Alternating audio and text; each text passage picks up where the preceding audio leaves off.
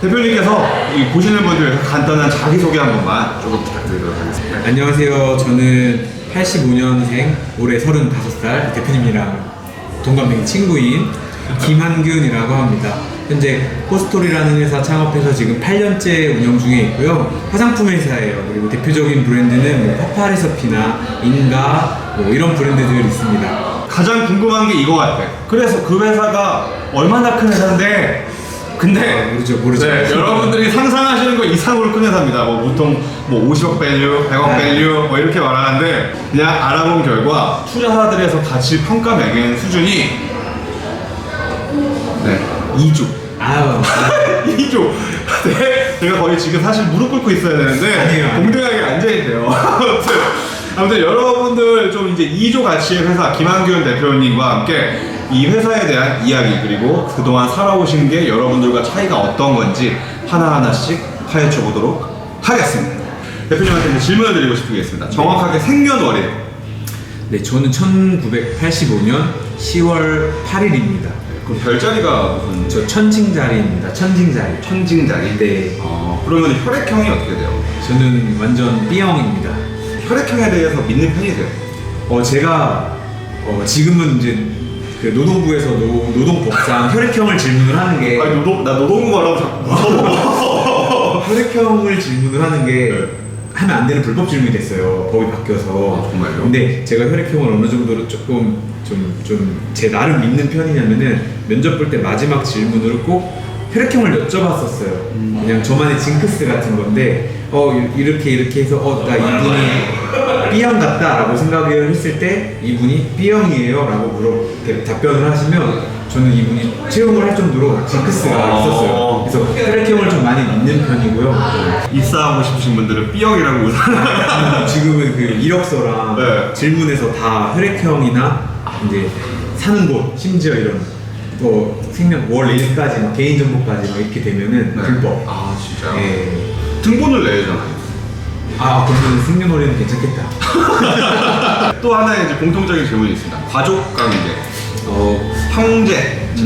형제가 남동생 한 명 있고 5살 밑에 남동생 하나 있고요. 지금 30살인 거네요. 네네네, 30살이고요. 그리고 동생은 어떤 일을 하셨나요? 원래 LG 디스플레이에서 굉장히 오래 일을 하다가 이제 고액 연봉을 받고 다니다가 한 3년 전에 이제 제가 운영하는 저희 회사에 이제 입사를 해서 내부 살림을 많이 맡아주고 있어요. 지난번 회사 갔을 때 인사 네네네네네. 나눴던 자동차를 굉장히 좋아하시더라고요. 그래서 굉장히 팬이에요. 제가 이런 질문들을 여쭤보는 것들이 제가 생각하는 사업하고 그러니까 뭐 운동선수든 성과를 이루신 분들은 하루아침에 제가 보기엔 이루어진 게 아니라고 생각을 해요. 그래서 어렸을 때부터 조금 부모님이 알려주셨던 그런 교육관 그리고 나의 그런 기본적인 가치관이 굉장히 중요한 요소일 거라고 생각을 하거든요. 가정 환경에 대해서 되게 궁금해요. 저 같은 경우는 조금 중학교 때는 부모님하고 떨어져 살았거든요. 24살까지.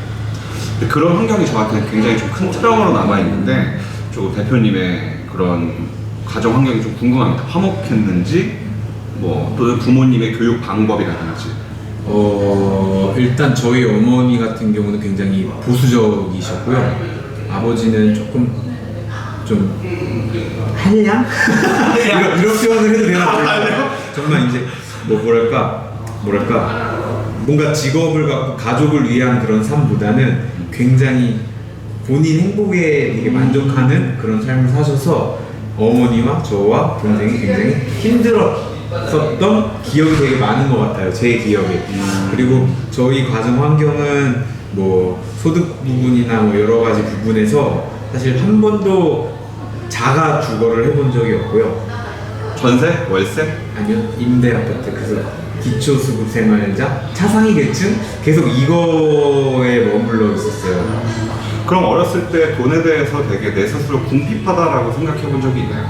늘 궁핍했고 이게 당연한 거라고 생각을 해서 이 틀에서 벗어날 생각을 단 한 번도 해보지 못했어요. 학창 시절 동안은. 그냥 이게 당연한 거고. 네, 이게 당연한 거고 그냥 뭐 예를 들면은 집에 돈 있는 친구들의 아버지 차가 외제차거나 이러면 그냥 나랑 다른 사람들이야 라는 생각을 더 했지 나도 열심히 해서 저기에 갈 거라 라는 생각은 해본 적은 없어요. 예, 학창 시절 제가 스스로 돈을 벌기 전까지는 해본 적이 없어요. 집이 그러면은 서울이 아니었잖아요. 강원도였죠. 네, 강원도에서 외제차가 그때도 있었나요? 어렸을 때? 우리 어렸을 때는 외제차가 사실 많이 없었잖아요. 그래도 제 친구들 중에는 꽤 지역 유지들은 왜 있잖아요. 아, 지역 유지 예, 무시 못하죠, 사실. 예, 지역 유지들이 또 하필 제 친한 친구들은 다 지역에서 유지분들이셔. 막 의원 하시거나 막 다 사업하시는 분들도 되게 많았고. 왜냐면 우리 어릴 때는 EF 소나타만 타도 부자라 그랬거든. 그랜저만 타도 와 부자 이랬었는데 저희 집은 티코 아세요? 티코? 우리 프라이드. 아 티코. 파란 색깔 티코. 우리 프라이드. 두 분 다 계속 맞벌이를 하시니까 어머니는 사실은 동생한테보다 저한테는 굉장히 교육에 대해서 되게 많이 했어요. 예를 들면은 공무원이 되라라는 말을 굉장히 많이 하셨어요. 약간 안정적인 삶을 살아라라는 이야기를 굉장히 많이 하셨어요. 주입식으로. 네, 그래서 저는 당연히 나는 초등학교 때부터 중학교 때까지 반에서 계속 1, 2등을 하고 막 반장을 하고 이러다 보니까 당연히 예를 들면 예전에 조선시대에 그 뭐라 그러죠?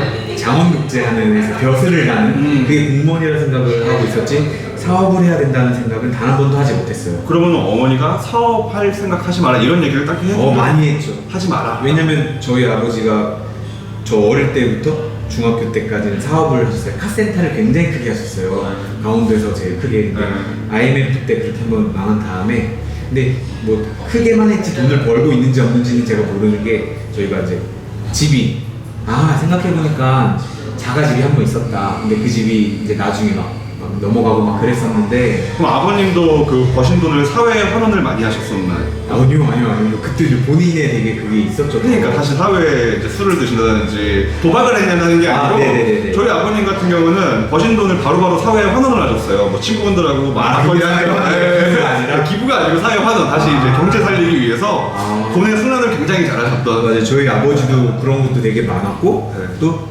무리하게 뭔가 세차장도 막 더 확장하시고 뭐 하시다가 좀 잘 안 됐던 것 같아요. 근데 집까지 팔아서 막 본인의 이런 것들에 집중을 했고 그런 과정에서 어머니의 모습, 아버지의 모습이 저한테는 굉장히 반대로 느껴졌어요.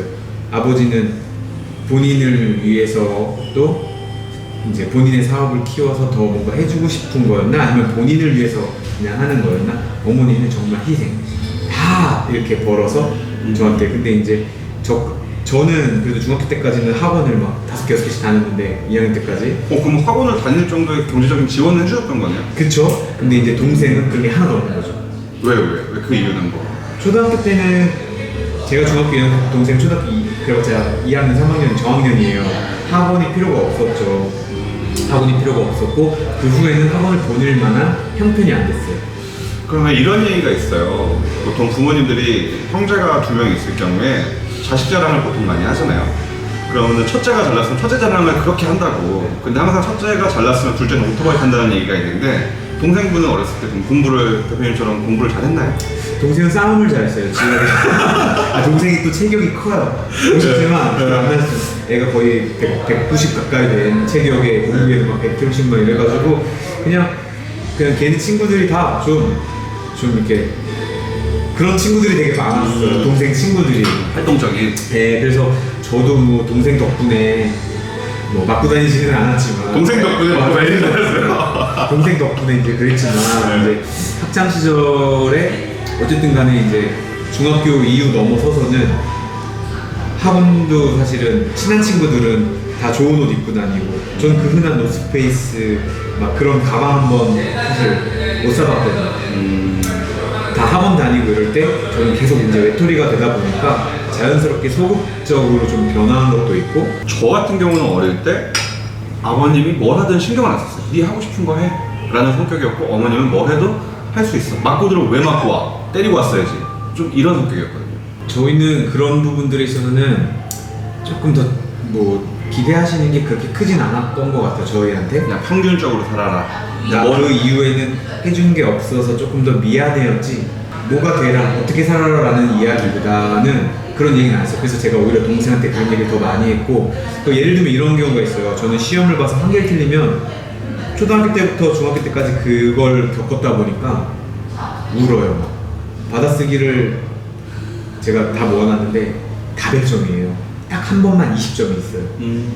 3번을 했는데 그 문제도 기억나요. 초등학교 2학년 때인데 말하기 듣기였는데 듣기의 그 디귿 받침을 제가 몰랐던 거예요. 초등학교 1학년 때인가 2학년 때인데 그걸 틀리고 와서 집에서 엄청 맞았어요. 맞았어요? 엄청 맞았어요. 근데 동생 같은 경우는 받아쓰기를 하나라도 맞으면 오 하나 맞았어 이렇게 계속 어떤 건지 알 것 같아요. 저는 맞았던 어떤 얘기들이 동생은 칭찬을 받는 굉장히 이제 반대되는. 그래서 어떻게 보면은 제가 동생한테 오히려 더 많이 잔소리하고 부모님처럼 지금도 하고 있고.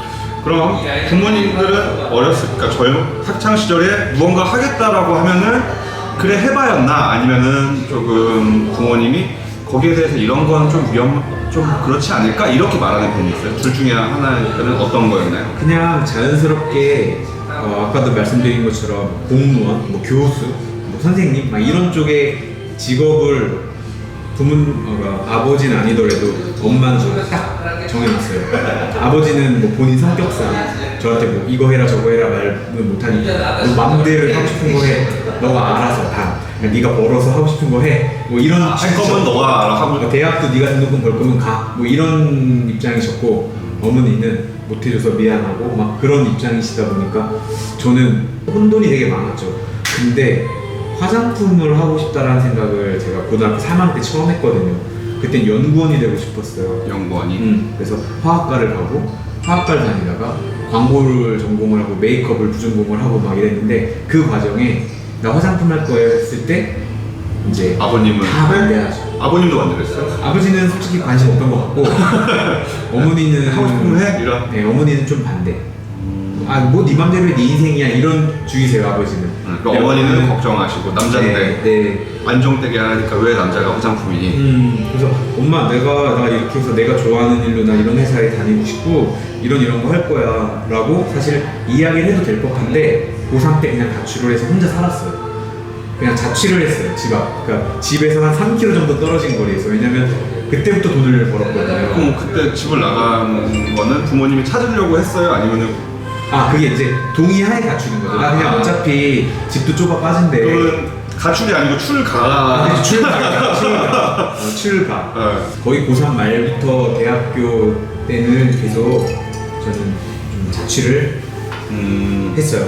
그러면 좀 한번 제가 종합을 해보면 동생 같은 경우는 조금 공부보다는 활동적인 동생을 가지고 있고 형으로서 조금 형에 대한 책임감은 있었나요?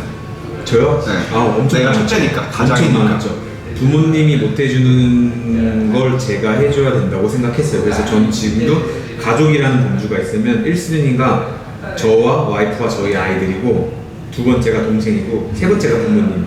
그러니까 사랑은 내리사랑이 더 우선순위가 있다고 생각을 해요. 근데 그거는 모든 인간이 마찬가지인 것 같아요. 부모님은 사이가 좀 좋으셨나요? 네, 뭐 지금 묻고 해도 제가 한 번은 이런 것 때문에 엄마한테 한번 대들었던 적이 있어요. 근데 그때 굉장히 충격적이었고 그때를 잊지 못하는 게 중학교 3학년 때인가 고등학교 때인가 제가 엄마한테 좀 이렇게 막 대들었다? 그랬더니 그때 아빠한테 처음 맞았어요. 너한테 엄마이기 전에 자기한테 여자라는 거.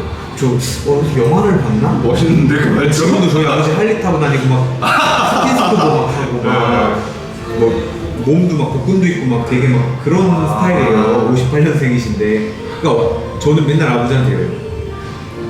우리 아버지는 돈만 있으면 진짜 훌륭한 아빠였을 거라고. 저희 애기들도 진짜 예뻐하고 그러다 보니까 해주고 싶은데 못 해줬던 게 많아서 어쩌면 피하셨지 않았을까라는 생각은 지금은 해요. 근데 지금도 보면은 부모님이랑 둘이 너무 잘 지내세요. 자, 그러면 종합을 해보겠습니다.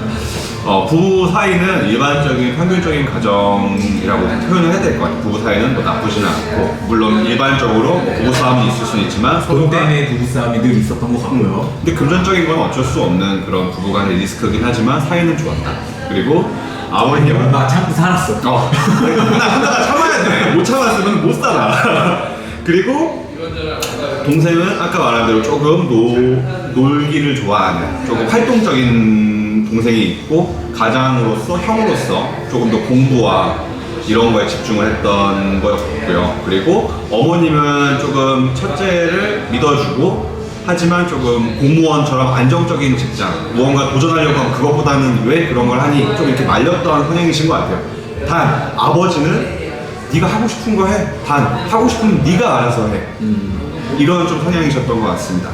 그러면은 학창 시절의 성격, 친구들이 많았던 편이에요? 아니면은 친구들이 조금 적었던 편인지, 또는 친구들이 많았다면 주체하는 리더 성격이었는지 아니면 좀 아웃사이더 같은 성격이었는지.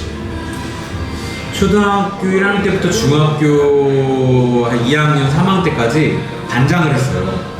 반장은 그 당시에 투표였죠. 인기 예, 투표 같은. 투표를 했고 반장을 했고 또 뭐 운동 같은 거 뭐 달리기 대회 개주를 나가거나 이래도 막 여기 도장 밑에 막 찍잖아요. 그럼 막 다 1등, 1등, 1등 이런 거 하고 운동도 잘하고 공부도 잘하고 그냥 성격도 활발하다 보니까 계속 반장을 했었어요. 근데 이제 그러다가 중학교 올라가고 고등학교 되면서 뭐 여러 가지로 가정 형편에도 그렇고 제가 어떤 신체 조건도 그렇고 못 따라가는 상황들이 생기는 거예요. 그러니까 지금 생각해 보면은 이것도 대표님 덕분에 생각을 하는 거지만 열등감도 굉장히 많이 가졌고 나보다 더 돈 많은 애, 나보다 더 키 큰 애, 나보다 더 힘센 애, 나보다 더 공부 잘하는 애 이런 것들 때문에 되게 억울하고 불합리하고 이래서 남들보다 막 더 공부하고 했는데 잘 안 되는 거예요. 그러니까 더 열등감 느끼고 이래서 성격도 소극적으로 되고 아이들, 그러니까 친구들이랑 노는 것도 사실 좀 더 피하게 되고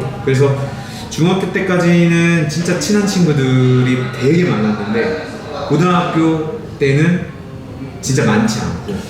그러면 이랬던 성격이었구나. 중학교 때까지는 계속해서 공부도 잘하고 운동도 잘했고 계속해서 반장을 하다가 어느 순간 더 크고 사춘기에 끝날 무렵에 거기에 대한 벽에 한번 부딪히게 된 것 같네요.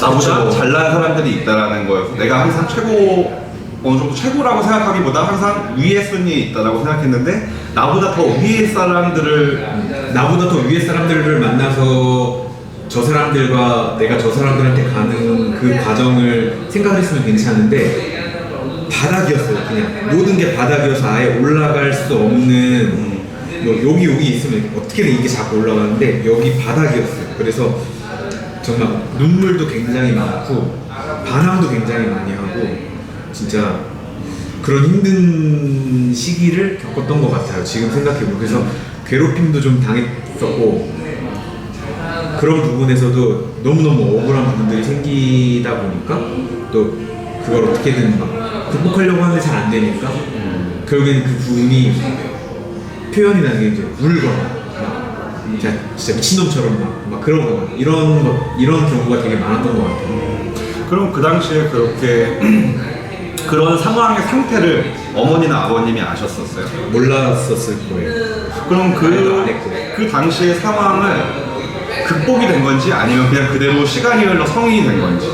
시간이 흘러 성인이 됐죠. 극복을 하지는 않았고 뭐 제가 조금 심각하게 이야기는 하지만 그때 당시에 뭐 제가 그렇다고 교우 관계가 나쁘거나 제가 좀 반에서 진짜 뒤에서 2, 3등 했거든요. 공부를. 언제? 고등학교 때. 중학교 때는 앞에서. 그래서 제일 좋은 고등학교를 갔는데 그 학교에서 정말 하위권에 있는 사람들만 가는 대학을 갔어요. 근데 이제 대학은 어디 나오셨어요? 저 원주에 있는 한라대학교에 나왔어요. 제가 수능 400점 만점이잖아요, 저희가. 네네네. 제가 280점 맞았거든요. 전 제가 몇 점 맞았는지 몰라요. 근데 저희 학교가 강원도에서 제일 명문고라서 정말 저랑 다 친한 친구들은 다 서울 아니 그냥 못해도 강원대. 근데 저는 이때도 강원대도 붙고 가나 다군을 다 붙었는데 집에서 그러고 보니까 공부를 못해서 그 학교를 간 것보다는 가나 다군 중에서 제가 아직도 기억나요. 충북대, 강원대, 한라대가 붙었는데 충북대와 강원대를 가면은 제가 자취를 해야 되는데 엄마랑 아빠가 못 내준다고 집에서 다녀라. 그 월세를? 네, 어디 학교를 가는 게 기숙사비도 못 내준다. 너가 직접 가서 할 거 아니면 가지 말아라. 그러다 보니까 그때 당시에 저 그냥 원주에서 자취하고 있었고 그냥 이제 맞죠. 그럼 좀 얘기를 돌려봐야 될 것 같아요. 대학교를 가기 전에 아까 고3 때 화장품에 관심이 생겼다고 했어요. 아, 네네네. 그러면 대학교를 그 화장품에 관련된 학과를 가셨나요? 가나 다분히 전부 다 화장품 연구를 하는 신소재공학과 화학과였어요. 전부 다. 세 개. 그럼 왜 그 당시에는 화장품이 우리나라에 사실 그렇게 관심이 가던 분야는 아니었어요? 그 시기에는. 그럼 왜 갑자기 화장품에 꽂히게 됐는지, 그 계기가 뭐였는지. 학교 다닐 때 저는 애들 막 공통 수학의 정석 막 이런 거 수학의 정석, 수학도 이런 거 막 갖고 다니면은 가방에 화장품 수건 이런 거 되게 많이 갖고 다녔고. 왜 갑자기 화장품에? 아니 원래 그냥 생각해보면은 어렸을 때부터 쭉 그냥 계속 뭐 바르는 걸 좋아했어요. 그런 거 바르는 행위, 가꾸는 행위 이런 것들을. 그러면은 맞아. 대표님이 일전에 화성인 바이러스 나왔어요. 맞아요. 화장하는 남자였나요? 맞아요. 화성인 바이러스에 나온 적이 있습니다. 근데 그거 이제 20살도 지나서. 아, 지나서요? 네. 그러면 그 화장을 한다고 해서 주변 사람 남자들이 너 뭐야 막 이렇게 놀리고 그러진 않았어요? 아유 막 조회할 때 네. 비비크림 바르고 다니는 애가 저 혼자 있으니까 그 당시에는 비비크림이 꽃을 든 남자라는 그거. 현빈이 선전해가지고 나왔을 때 안정환. 맞아, 그때 안정환하고 현빈하고 이렇게 띵띵. 안정환과 김재원인가? 맞아. 현빈은 나중이고. 네. 우리나라 꽃을 든 남자가 첫 비비크림 그런 사례지 않았어요? 피부가 장난이 아닌데 이거. 맞아요. 그 당시에 비비크림 바르는 사람 남자가 거의 노는 친구들 아닌 이상 남자가 화장을 한다면 제가 생각을 안 해도 시기. 아니 노는 친구들도 비비크림보다는 오히려 뭐 담배나 술이 더 많지. 이 화장품은 조금 더 아니었는데 근데 되게 재밌는 거는 어쩌면은 체육 시간에도 저 운동하러 나갈 때 얼굴에 선크림을 늘 바르고 다녔고. 왜요? 부모님이 그렇게 교육을 해서 익혀진 거예요? 아니면 그냥 그 계기가 있지 않았을까요? 아 피부도 안 좋았고요. 외모의 그 열등감이라는 모든 부분들이 저는 되게 그 2차 성징도 좀 늦었어요. 그래서 애들이 그런 거 갖고 놀리기도 했고 얼굴도 되게 애기 같았어요. 고등학생인데 딴 애들은 다 어른 같은데 친구들은 저는 조그마하고 막 그래가지고 외모에 대한 어떤 컴플렉스도 굉장히 많아서요. 지금 수염이 이렇게 있잖아요. 막. 근데 예전에 온몸에 털이 없었어요, 진짜로. 수염이 늦게 난 편이었구나. 온몸에 털이. 아무튼 그러다 보니까 그런 부분에서 열등감도 되게 많았고 빨리 꾸미고 싶었어요. 여자들이 어른이 되면 빨리 화장을 막 어른이어 보이려고 화장을 하는 것처럼 저도 생각해보면은 그랬던 것 같아요. 그러면 혹시 남고 나왔어요? 네, 저 남중 남고 나왔어요. 그러면 남고 나왔지만 주변에 또 여고 여중이 있을 거 아니에요? 네네. 좀 이성들한테 인기가 많았던 편이에요? 어땠던 편이에요? 아, 저는 없었죠. 저는 완전 없었죠. 그럼 이성들한테 인기를 좀 관심을 받고 싶어서 화장을 비비크림을 그 당시로 비비크림을 바르게 됐던 사례인지 아니면 그냥 내가 조금 더 멋있어 보이고 싶어서 그냥 이성의 눈을 뜬 거는 그때 당시는 아니고 그때 당시에는 그냥 내 스스로가 조금 더 성인이기를 자꾸 더 바랬던 것 같아요. 어른이 더 빨리 되고 싶다? 네, 어른이 빨리 되고 싶고 그게 더 있었던 것 같아요. 그래서 근데 그렇게 폼클렌징과 스킨 로션과 수건과 뭐 화장품을 계속 제가 갖고 다니다 보니까 체육 시간에도 저도 운동도 되게 좋아했었어요. 그때도 뭐 지금도 운동 물론 많이 좋아하지만 체육 시간 끝나고 저는 폼클렌징 같은 경우도 애들이 다 같이 나눠 쓸 수 있는 좀 걔네들이 화장품을 막 쓰는 게 되게 좋았어요. 씻지도 않아서 막 옆에 있는 저 냄새 나는 거 너무 싫은데 막 고등학교 때도 막 뒷자리에 앉아가지고 이렇게 체육복 입고 막 땀 냄새 나는 거 너무 싫은데 걔네들한테 이거 씻게 해주는 행위가 너무 좋았던 것 같아요. 그러면은 원래부터 그런 깔끔한 거에 대한 성격이 좀 있었고 왜냐면 남들이 깨끗해지는 거 보면서 행복했으니까 네. 그리고 내 스스로 그런 성향이었고 그래서 자연스럽게 화장품에 대해서 눈을 뜨게 됐고 그래서 그 당시에 이제 연구원이 돼야겠다 사업을 해야겠다가 아니고 그런 부모님의 교육반 때문에 화장품을 만들어야 되겠다. 내가 만든 화장품을 사람들이 잘 쓰게끔 해야 되겠다. 그러니까 되게 어렸을 때부터 친구들을 씻겨주는 그런 성취감? 그런 것들이 거기서부터 조금 녹아졌다라고 볼 수 있겠네요. 맞아요. 그들이 그렇게 화장품 안 쓰던 남자애들이 진짜 화장품을 막 쓰는 걸 보면 굉장히 희열과 성취감이 막 있더라고요. 야, 한 번만 써봐. 한 번만 써봐. 제 동생은 저보다 더 써요. 그 당시에는 화장품학과가 그렇게 경쟁력이 있던 학과는 아니었죠? 그쵸. 아무도 지원이 떨어지던 지금은 뭐 경쟁력이 되게 뛰어난 학과겠지만 그러면 또 여기에 대해서 한번 제가 생각해 보면은 중학교 때까지는 친구들이 되게 많고 항상 좀 상위권이었다가 고등학교를 당연히 상위권이었으니까 좋은 고등학교로 갔는데 그 고등학교에서 좀 부유하고 나보다 좀 잘하는 사람들끼리 모이다 보니까 거기서 조금 뒤처지게 되고 그러다 보니까 조금 내려놨던 시기였던 것 같아요. 저랑 진짜 친한 친구 중에 한 명은 지금 이제 공군사관학교 이제 중령, 소령 정도 되거든요. 근데 이 친구는 고등학교 때부터 체격도 얘는 저를 되게 데리고 다녔어요. 애기처럼. 지금 생각해보면 꼬봉처럼 데리고 다녔던 것 같아. 되게 친한 친구예요. 근데 이 친구는 체격도 거의 지금 그 군인 체격이 그때 체격이고 공부도 얘가 수능을 자주 기억했지. 짝꿍이어가지고 391점 맞았어. 대박. 400점 맞았어. 그래서 얘는 서울대와 공사 고민하다가 공사를 간 그런 친구들. 아니 수능을 그렇게 나와서 군대 말뚝이 나왔다고요? 조종 파일럿. 공군사관학교 가서 파일럿. 이런 친구들한테 열등감이 저는 있었던 것 같아요. 왜 쟤는 집도 잘 살고 얼굴도 잘생겼어요. 강타 닮았어. 강타 지금 얘기하면 안 되나? 아무튼 잘생기고 체력도 좋고 여자들한테 인기도 많았고 막 그런 것 같아요. 그래서 그런 열등감 때문에 제가 할 수 있는 게 아무것도 없었어요. 그때 당시 학생으로서 그냥 게임을 더 잘했다. 본인이?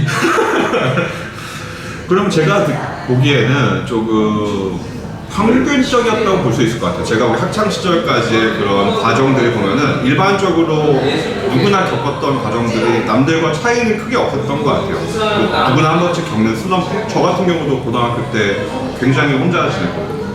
그리고 왕따 아닌 왕따도 당했었고 아무튼 그랬던 것 같습니다. 그러면은 어렸을 때 그런 본인의 성격이 중학교 때와 고등학교 때 달라요. 네. 완전히 다른데 네. 성인이 돼서는 어떤 성격이 조금 더 처지했던 것 같아요? 대학교?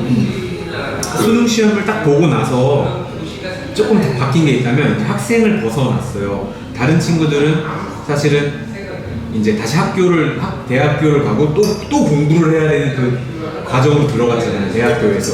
그리고 그런 뭐 술을 먹고 뭐 대학 문화를 즐길 수 있는 그런 틈으로 들어갔잖아요. 근데 저는 그런 문화 틈으로 들어가지 못했는데 제 스스로 돈을 벌기 시작한 거예요. 파워블로그 활동을 하고 파워블로그는 갑자기 어떻게 하게 됐어요? 화장품을 좋아하는데 이제 화장품 진짜 많이 사서 썼거든요. 대학교 때? 고등학교 때도 학원비 받아가지고 독서실비 받아가지고 막 강남 신세계 와가지고 막 클리니크 막 이런 화장품 막 사서 몰래 가지고 내려가고 막 그랬었어요. 진짜 화장품을 좋아했던 거야. 강원도에서 강남 신세계까지 화장품을 사러 올 정도. 왜냐면은 강원도 원주에는 그런 클리니크나 이런 화장품 수입 브랜드 화장품을 살 수 있는 여건이 조성이 안 됐어요. 그래도 그거를 보통 생각만 하지 사러 왔다는 거 행동으로 옮겼다는 것 자체가 원래부터 화장품을 굉장히 좋아했던 거고. 그럼 블로그를 시작한 시기가 언제부터예요? 제가 딱 20살 딱 되던 딱 그 해에 시작을 했어요. 시작한 이유는? 그냥 내가 이 화장품 좋아하는 거를 나 혼자 이렇게 가지고 있고 나 혼자 주변에만 말하는 것보다 그때 당시 이제 네이버 블로그라는 게 막 형성이 됐고 지금 마치 많은 분들이 유튜버 하시는 것처럼 그때는 그냥 블로그가 인기였어요. 그래서 블로그를 시작을 했는데 또 운이 좋게도 저만 유일하게 네이버에서 공식으로 그 엠블럼을 주는 네이버 선정 파워블로그라고 배치를 하시는 거 있잖아요. 유일한 뷰티 카테고리 남자로 몇 년을 뽑혔어요. 그러다 보니까 아이들은 대학교를 다니면서 부모님한테 학 등록금을 받고 뭐 여러 가지 용돈을 받는데 협찬을 네, 전 대학교 4학년 내내 용돈 한 번도 안 받았어요. 블로그로만 수익성을 블로그 활동과 제가 하루에 일을 3개를 했거든요. 피자 배달하고 화장품 매장에서 아르바이트하고 그때 저희 최저임금이 2,250원이었어요. 그쵸? 최저임금도 안 주는 데가 넘쳐났죠. 맞았죠. 1,800원, 2,000원만 그랬어요. 그리고 이제 피자 배달, 그다음에 제가 중학생들 그 과학과 화학관 그 과외 그리고 그 화장품 매장 아르바이트. 근데 여기서 보면 되게 좀 특이한 거 과외는 똑똑한 애들만 할 수 있는 거였고 배달은 조금 노는 친구들이 멍청해서밖에 할 수 없는 직업이 배달이거든요. 왜냐면 저는 배달을 했었기 때문에. 근데 화장품 매장 이건 좀 오타쿠기가 있어야 되는 건데 이 세 개를 다 했다고요? 저 이 세 개를 동시에 했어요. 동시에. 이유도 있어요. 화장품을 한 거는 제가 워낙 이쪽 오덕이다 보니까 이 일을 놓고 싶지 않았고 내가 당장 무엇을 실행할 수 있을까, 내가 좋아하는 이 일을.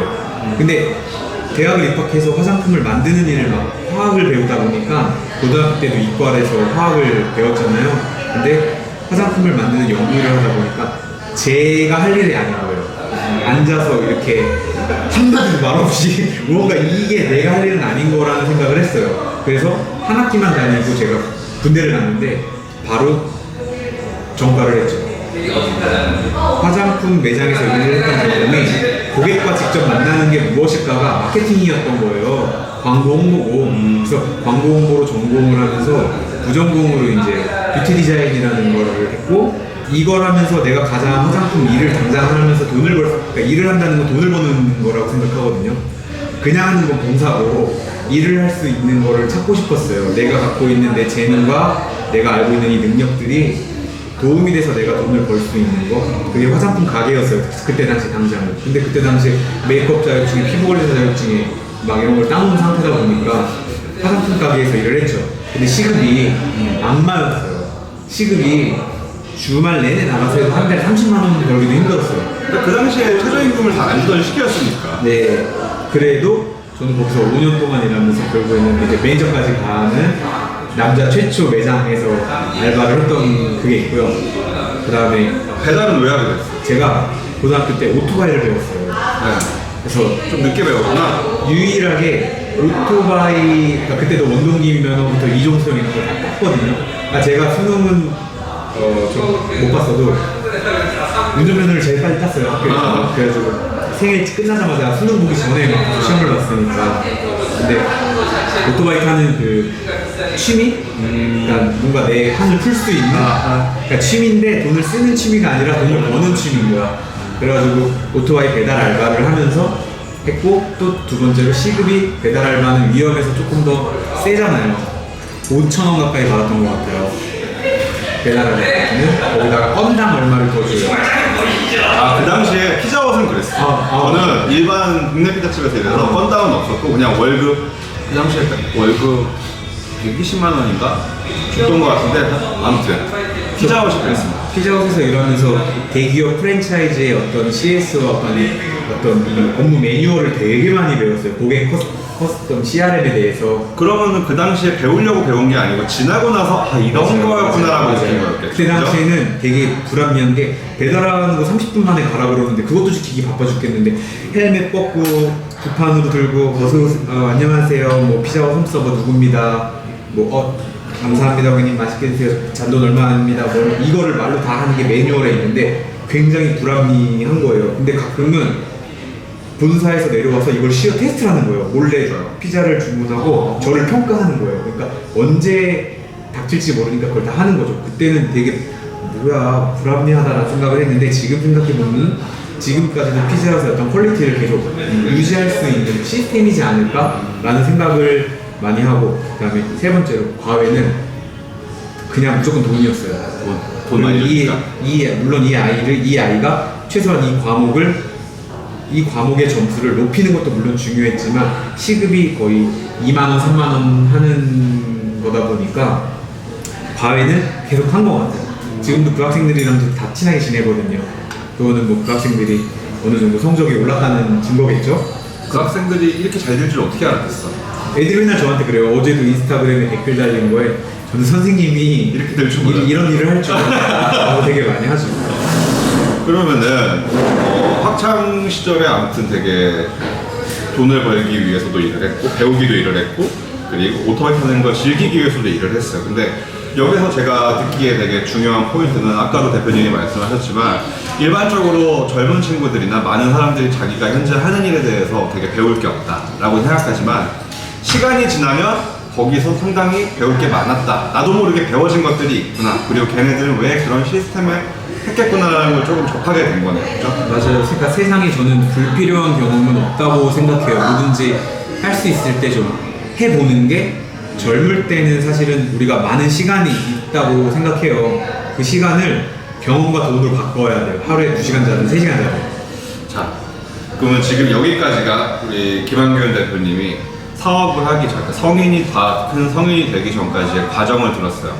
그래서 좀 일반적으로 저 같은 경우도 조금 다를까? 이렇게 생각했었는데 일반적으로 여기까지는 누구나 겪는 평균적인 과정이었던 것 같아요. 사람마다 좀 차이는 있었겠지만. 아, 그거 말씀 안 들었다. 질문이 네.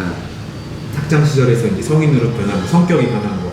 그래서 이렇게 제가 세 가지로 돈을 벌었잖아요. 그래서 제가 내가 잘하는 거는 성실한 거와 이 화장품이라는 거다. 그러면 난 남들보다 더 성실하게 이쪽 일을 해서 돈을 벌어야 되겠다라고 생각을 했고, 친구들이랑 만날 때 사실 제가 다 그때부터 밥을 산 것 같아요. 그러니까 내가 얘네들보다 잘하는 게 있네 라는 생각을 자연스럽게 하고 좀 그런 거에서 이제 벗어나게 됐죠. 그럼 갑자기 사업을 하게 된 계기. 제가 알기로 대표님이 사업을 하려고 했던 게 아니고 블로그로 자연스럽게 판매까지는 아니고 이제 광고 뭐 자연스럽게 파워블로그 활동을 하면서 마케팅에 대해서 자기도 모르게 배우게 됐고, 그쵸. 이게 마케팅이라는 거를 이렇게 하니까 되는구나라는 걸 자연스럽게 의도치 않게 접하게 됐던 사례 같아요. 그쵸. 그러니까 그런 것이 어떻게 보면 인생의 가장 큰 첫 번째 운이 찾아왔다 맞아요. 라고 할 수 있을 것 같아요. 한 번도 사업이라고 생각해 본 적이 없어. 지금 생각해 보면은 내가 내 개인 일을 해서 돈을 번 거긴 하지만 사업이라고 한 번도 생각해 본 적이 없네요. 블로그를 운영을 한다는 게 그때랑 지금이랑 조금 관점이 다르기도 한 것 같아요. 지금은 유튜브 하나의 사업자인데 그때는 그 당시에는 유튜브나 뭐 페이스북 이런 거 없었거든요. 저는 싸이월드와 네이버 블로그를 했으니까. 그러면은 사업을 시작하게 된 해 몇 살인가요? 2011년도 7월 31일. 그럼 여기서 해보고 싶은 게 하나 있습니다. 제가 또 바로 준비했습니다. 그러면은 여기다 어떤 걸 그릴 거냐면 해별로 사업한 시기부터 지금까지 그래프를 한번 그려줬으면 좋겠어요. 굴곡 그래프를. 저희 회사는 어쨌든 간에 지금 뭐 공시가 되는 회사여서 네. 제가 그냥 간단하게 그냥 어바웃으로만 이렇게 쓸게요. 이걸 쓰시는 동안 제가 좀 말씀을 드리자면 포스토리라는 회사가 어떤 회사냐면 화장품계 우리나라에서 거의 뭐 자수성가한 대표로서 따진다면 거의 탑클래스급입니다. 여러분들이 평균적으로 아시는 뭐 아모레퍼시픽이라든지 화장품을 제조하는 대표적인 회사였습니다. 한국 홀마 이렇게 말씀을 하는데, 화장품 회사에서 어느 누가 말을 해도 정말 대표적인 성공 사례로 꼽히는 그런 회사예요. 국내뿐만이 아니고 해외 쪽에서도 굉장히, 중국 쪽에서 또 마찬가지고 좀 인지도가 굉장히 좋은 브랜드입니다. 그리고 저 또한 광고 회사를 하지만 제 또래 사업하는 85년생들이 사업하는 분들이 굉장히 많아요. 근데 그 중에서 거의 베스트로 좀 잘 경영을 이끌어 가시는 그런 대표님 중에 한 분이고, 그리고 보통 회사가 3년 차를 넘기기 힘들다고 하지만 그 3년 차를 넘겨서 보통 겪는 게 4년에서 6년 차, 이 허세 구간이에요. 왜냐면 3년 차를 넘으신 분들의 공통적으로 4년 차가 되신 분들이 보통 좀 큰 돈을 많이 버시는데, 그 큰 돈을 벌었던 구간에 좀 허세 구간을 많이 겪는데 그 구간을 또 극복하기가 굉장히 어렵거든요. 근데 그 구간을 극복한 몇 안 되는 대표님 중에 한 분입니다. 이 정도 될 것 같아요. 한번 보여주시죠. 보이시나요? 2017년도 여기 포인트가 있어요. 여기 보이나요? 2,139억 원의 매출을 찍었다는 거죠? 근데 이제 여기서 잠깐만, 제가 200억도 아니고 2,000. 중요한 건 전 이거예요. 순이익률. 네, 이거 굉장히 중요합니다. 와, 이거 당당하게 매출을 깔 수 있다는 게 사실. 아니 근데 왜냐면 검색하시면은 그냥 나와요. 이거 많이 보시잖아요. 많이 보시고 그냥 사실은 제 이름만 검색해도 회사가 나올 거고 그러면 바로 매출이 바로 이렇게 떠 있어요. 여기 보시면 되게 중요한 게 2017년에 2,139억 원의 매출을 찍으셨고 순이익률이 800억이에요. 근데 이게 되게 중요한 포인트가 뭐냐면, 화장품 회사, 어떠한 소비자에게 유통을 하는 회사에서 이 800억이라는 게 수익률이 몇 프로인가요? 이때가 거의 한 35% 40% 정도 됐죠. 바로 이 35% 40% 구간을 만든다는 게 어렵습니다. 왜냐면 보통적으로 회사들이 10% 정도의 수익률을 찍고 5% 정도 찍는 회사도 있거든요. 근데 여러분, 저는 이거를 외화로 벌었습니다. 상 받았겠는데요? 아니, 받았습니다. 그냥 수출탑 이런 거 상 계속 받고 있습니다. 그러면은 이걸 보면 사람들이 궁금해할 것 같아요. 자원금이 얼마나 시작하셨나요 여기 보시면 한번 여기가 망한 구간이에요. 여기가 한 번 망했어요. 네. 제가 200만 원으로 시작했어요. 200만 원. 네, 200만 원. 그럼 그 당시에 그 200만 원은 바로 아까 피자 배달과 여러 가지 세 가지 일을 하면서 뭐 종잣돈이 될 수 있겠네요. 그죠? 그쵸. 근데 이제 그 전에 제가 사기를 한 번 당해서 사실은 블로그랑 뭐 일하면서 모아놨던 돈을 거의 한 8천만 원 가량을 사기를 당해요. 요 이전에. 8천만 원이요? 네, 8천만 원을. 이전까지 8천만 원을 모았어요. 네.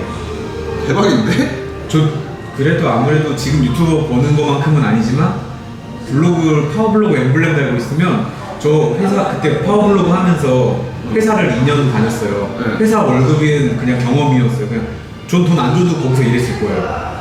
회사 월급은 별로 안 중요했어요. 거의 10배 가량 더 많이 벌었어요. 회사 월급보다. 뭐 회사 월급 그때 뭐 한 200만 원 받았으면 그래? 한 2천만 원씩은 월 더 받았던 것 같아요. 왜냐면 내 광고 회사를 해봤으니까 파워블로그한테 얼마를 지급하는지 알거든요. 근데 제가 보는 건 얼마를 벌었냐가 중요한 게 아니고 그거를 모았다는 게 대단한 것 같아요. 저 모아가지고 제가 집이 한 번도 없었잖아요. 그래서 제일 먼저 그걸로 집을 했어요. 조그만한 집이지만. 근데 아무튼 그걸 사기당했고. 네, 그거를 이제 사기당했고 사업하면서. 그때 기분은 어땠어요? 저 집에 막 딱지 붙고 저 모든 통장 다 압류 걸리고 이러는데. 압류가 걸릴 정도로. 네. 아무튼 여기 깊게 좀 들어가지는 않겠습니다. 왜냐면 할 얘기가 너무 많기 때문에. 한번 누구나 한 번쯤은 사업하시는 분들은 사기를 당하고 바닥을 치는 경우가 한 번쯤은 있을 거예요. 이상하게 다 있죠, 그죠? 이상하게. 왜 이런 명언이 있잖아요. 성공을 해서 실패를 맛보지 못한 사람은 성공했다라고 말할 수가 없다라는 명언이 있지 않습니까? 그 이유가 바로 누구나 실패를 한번 하고 그 실패를 극복했냐 안 했냐가 굉장히 큰 포인트 같아요. 근데 이거를 되게 생각보다 빠른 시기에 그러니까 어떻게 보면 파워블로그라는 배지를 달아난 게 인생에 대한 첫 번째 성공이었던 것 같아요. 그렇겠다. 그 인생의 큰 성공에서 모았던 돈을 한순간에 사기를 당하고 거기에 대해서 시작을 했던 게 바로 그 파워블로그를 활용한. 그러게요. 제가 파워블로그 했을 때도 어떻게 보면은 제 인생의 최고점이었던 것 같네요. 생각해보니까 저 지금 대표님이랑 이야기하면서 저도 되게 지금 느끼는 게 굉장히 많은데 그때 굉장히 많은 또 하나의 시련들이 더 젊고 잘생긴 친구들이 막 튀고 올라오고 뭐하고 하면서 제가 나는 파워블로그를 빨리 접어야 되겠다. 여태까지 했던 이런 일들과 회사 경험과 전문성을 가지고 저는 그때 벌었던 돈으로 또 학벌에 또 그런 게 있어가지고 중대 정식 대학원 입학해서 향장학 석사해서 논문 쓰고 그 다음에 중국으로 그 알리바바 마윈 회장님 졸업한 MBA 가서 중국에서 MBA 따고 언제까지예요? 그게 대학원? 그게 요 시기에 요 시기에 그럼 사업과 공부를 병행을 했다라는 건데. 네네네. 저는 다 병행해요. 네. 우선은 뭐 이건 제 경험에서 느낀 거지만 저도 대학교 생활을 사업하고 같이 병행을 했는데 사실 저는 그게 되게 어려웠거든요. 저도 어려웠죠. 이게 바로 병행을 못한 저는 병행을 못했거든요. 하다가 18학점 남겨놓고 지금 휴학하고 중앙대학교 그냥 평생교육원 대학 그것만 나왔었는데 바로 여기서 쭉 바로 차이가 나네요. 포기하는 자와 포기하지 않은 자의 요 시기 2년 동안 요 시기 2년 반은 대학원을 다녀오고 논문을 썼고 그러면은 요 시기 2년은 중국에서 학교를 다녔어요. 네. 한 달에 한 번씩 일주일 동안. 중국어 지금 어느 정도 하시나요? 그냥 뭐 불편하지 않은 생활 정도로만. 제가 또 대학교 중국어학과 아, 진짜요? 네, 아무튼 쩐다. 쩐다.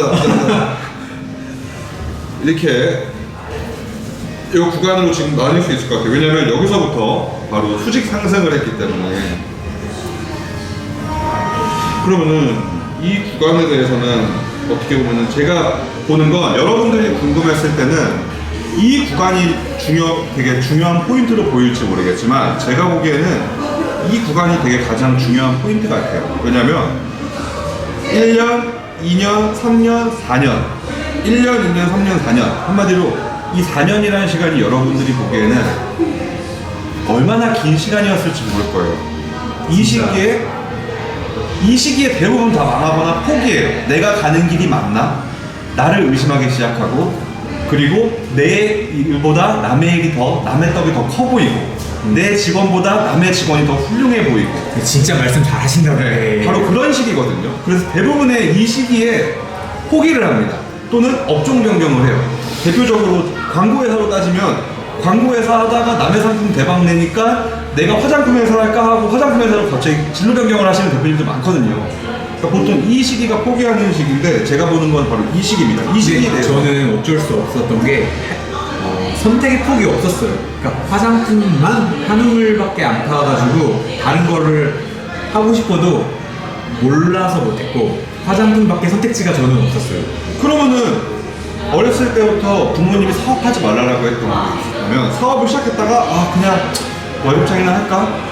내가 왜 이 개고생하고 있지? 이런 생각 분명히 현타가 왔을 거란 말이에요. 네, 회사를 들어가서 제가 아까 사기를 당한 포인트를 여기서 말씀을 드려야 되는데 다 큰 회사들이었어요. 우리나라 대기업이었고 글로벌 회사 대기업이었고 근데 좀 조심스럽기는 하지만 인사 관리를 왜 이렇게 하지?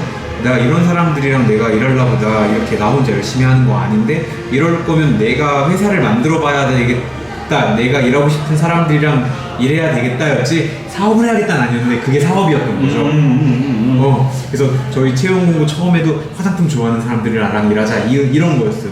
근데 그 전 직장 상사가 정과 10범이 넘는 사기꾼이었어요. 지금도 네이버에 검색하면 나오고 정과 10범? 그 사람이랑 소송 중에 있고 제가 구상권을 따 있는 상황인데 그 사람이 제 이쪽에서의 사업자를 중간에다 넣어서 횡령을 한 거예요. 회사 돈을. 그러니까 회사는 너랑 공범이야 이래가지고 저한테 돈을 해서 저한테 다 이렇게 가압류를 했던 거고요. 그래서 그때 당시에 그런 시기를 겪으면서 자연스럽게 어쨌든 간에 사람에 대한 경계도 생기고 돈에 대한 어떤 돈이 굉장히 무서운 거구나. 왜냐면 그분은 저한테 되게 큰 좋은 사람이었거든요. 진짜 굉장히 따뜻한 사람이었고 이거를 제가 공감하는 게 저도 초창기에 직원이 횡령을 했거든요. 되게 가족적이고 했지만 봤더니 그 친구도 굉장히 많은 전과자였고 그 당시에 그 친구가 3억 정도를 횡령을 했거든요. 근데 이 말에 공감하실 수밖에 없을 것 같아요. 맘먹고 사기치는 사람 당할 수 있을까요? 못 당해요. 그래서 그거를 이길 수 있는 방법은 그냥 저는 저만 믿어요. 그러니까 저만 믿어요. 저만. 와이프도 안 믿고요. 진짜 가족도 안 믿고 저만 믿어요. 와이프는 저는 그래서 가족을 95% 믿고 직원을 80% 정도 믿어요. 80% 믿으면 저한테 굉장히 맥시멈으로 믿는 거예요. 근데 나머지 5%, 나머지 20%는 그냥 저에 대한 책임감이에요. 믿은 내가 잘못한 거다라고 말을 하고 싶기 때문에 신뢰에 대한 부분을 조금 낮춘 거지 그 사람을 안 믿는다라는 뜻은 아니거든요. 물론 믿고 맡기고 다 맡겨요. 제가 안 그랬었으면 회사 비우고 어떻게 1년 동안 중국 나가 있었겠어요. 네. 이 많은 시간 그러면은 이 포인트별로 조금씩 다 내리막길은 없어요. 한 번밖에. 이때는 내리막길이 아니라 그냥 사업자가 폐업이었어요. 네. 망했어. 그러면 이때 한 번 당하고 나서 다시 할 길이 본인은 그 당시에 사업이 아니라고 생각했지만 할 수 있는 길이 이 길밖에 없었으니까 다시 이 길을 탄 거예요. 그럼 여기를 지금 살짝 경사로 졌어요. 이건 이유가 뭔가요? 처음 화장품에서 뭘 팔기 시작했어요? 제가 요 시기 때 남자 화장품을 론칭을 했는데 남자 비비크림이랑 컨실러 위주 남자 색조를 론칭했어요. 그러면은 직접 생산을 하신 ODM을 한 건가요? OEM으로 제가 홈페이지 만들고 제가 디자인 다 하고 테스트 품평 연구기 다 해가지고 이때 남자 화장품을 만들었는데 뭐 여드름 화장품 이런 걸 만든 게 아니라 색조 화장품을 만든 거예요. 너무 시대를 앞서갔죠. 너무 빨랐죠. 10년은 앞서 와버린 것 같은데. 왜냐면 저는 이미 오래전부터 2003년도 때부터 화장품을 색조를 썼으니까 지금쯤이면 남자 색조가 있어도 되겠다라고 생각을 했는데 망한 거예요. 10년을 앞서갔습니다. 아직도 왜냐면 남자 화장품 시장이 100% 우리나라에서 열리지 않은 시장을 이때 들어갔으니까. 근데 지금도 남자 화장품 건드리는 게 시장도 좁고 어려워서 이때 1년 동안 너무 많이 배웠는데 이걸 가지고 저는 뭘 해도 성공할 수 있을 거란 장담을 했어요. 이 실패가. 왜? 어떤 포인트가요? 그러니까 투자를 받았던 기업. 투자를 받았어요? 그럼요. 그때 처음엔 투자를 받았죠. 어떻게 투자를 유치했어요? 여기서 궁금한 것도 이거 같아요. 투자 받는 게 쉬운 게 아니거든요. 그냥 돈을 투자를 받았다기보다 어떤 인프라, 제조에 대한 인프라를 투자를 받았어요. 근데 그러면서 정말 처음에 잘 될 때는 돈이 되게 좋은 관계일 줄 알았는데 잘 안 되니까 일단은 돈 때문에 다 어그러지는 그런 상황들도 많이 생겼고, 그래서 요 시기에 화장품 제조에 대한 것부터 해서 이커머스에 대한 것부터 해서 마케팅과 이런 걸 저 혼자 1년 동안 혼자 10명 몫을 다 했으니까 이때 너무 많이 배웠어요. 그래서 저는 이때 하면 난 무조건 성공할 수 있을 거라고 생각을 했고, 이때 같이 준비했던 게 이제 애기 쪽 화장품이었는데, 이때 저희 애기가 여기 보시면 이게 애기 생일이에요. 2012년 2월 6일. 이때 아이가 태어나요. 네. 그때 애기 화장품이 블로그에서 잘 됐어요. 그때 바로 컨셉이었던 게 파파레에서 네, 그때가 아빠가 만든 화장품이라는 거였고, 소름 돋았어. 이거 진짜 천재인 것 같아. 아빠가 만든 화장품이라는 거였고, 그게 이제 요 시기에 파파레서피로 바뀌어요. 아빠가 만든 화장품을 만들었는데 이때는 글로벌은 전혀 배우지 못했어요.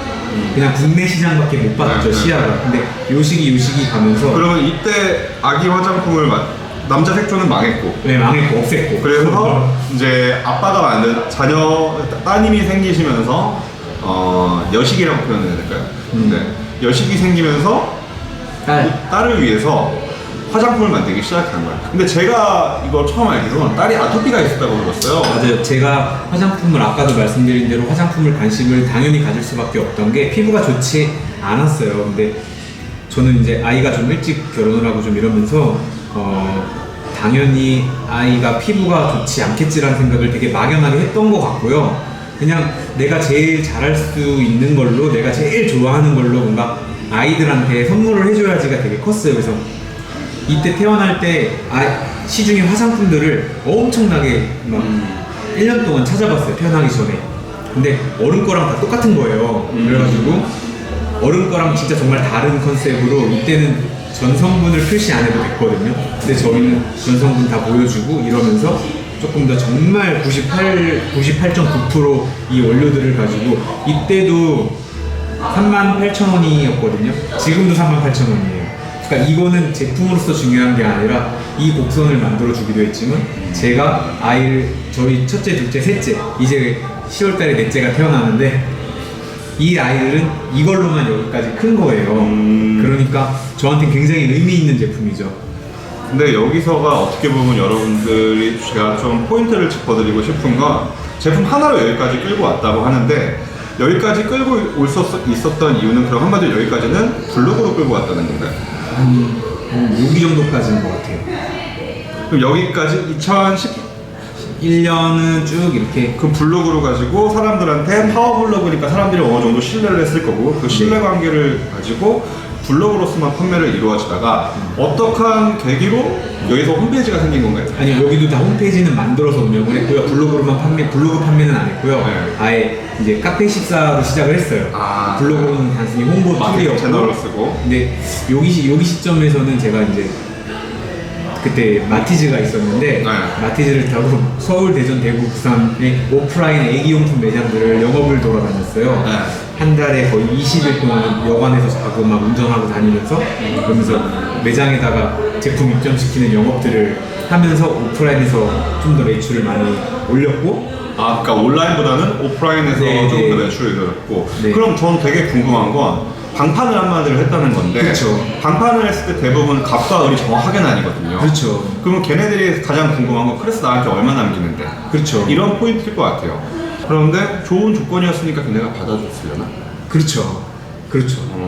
그럼 수익률은 그렇게 남기지 않았지만 조금 더 그 당시 생각은 판매를 더 많이 하자였어요? 아니면 브랜드를 조금 더 하자였어요? 브랜드로 만들자였어요. 브랜드로 만들자. 그게 파파 레서피 아직도 있네. 이때는 아빠가 만든 화장품이었는데, 요 시기 이제 넘어가면서 저희가 이제 애기 거 말고 10대들, 뭐 20대들 상품 가짓수가 요 시기에서 벌었던 돈으로 제품군이 여기서 몇 가지였어요? 3개요. 여기 3가지. 여기까지 제품군이 3가지. 네. 최소 수량 몇 개 정도? 저 1000개 정도씩 1000개 정도? 만들었어요. 그러면은 3개. 그럼 이 시기에는 몇 개였어요? 이 시기에도 3개? 정확히 기억은 나진 않는데 이 시기에 한 10개 정도 된 것 같고요. 제품군이 꽤 많이 나왔네요. 그럼 네. 이때부터 제가 주고 싶은 포인트는 재고 관리의 문제가 이때부터 좀 발생이 됐을 것 같아요.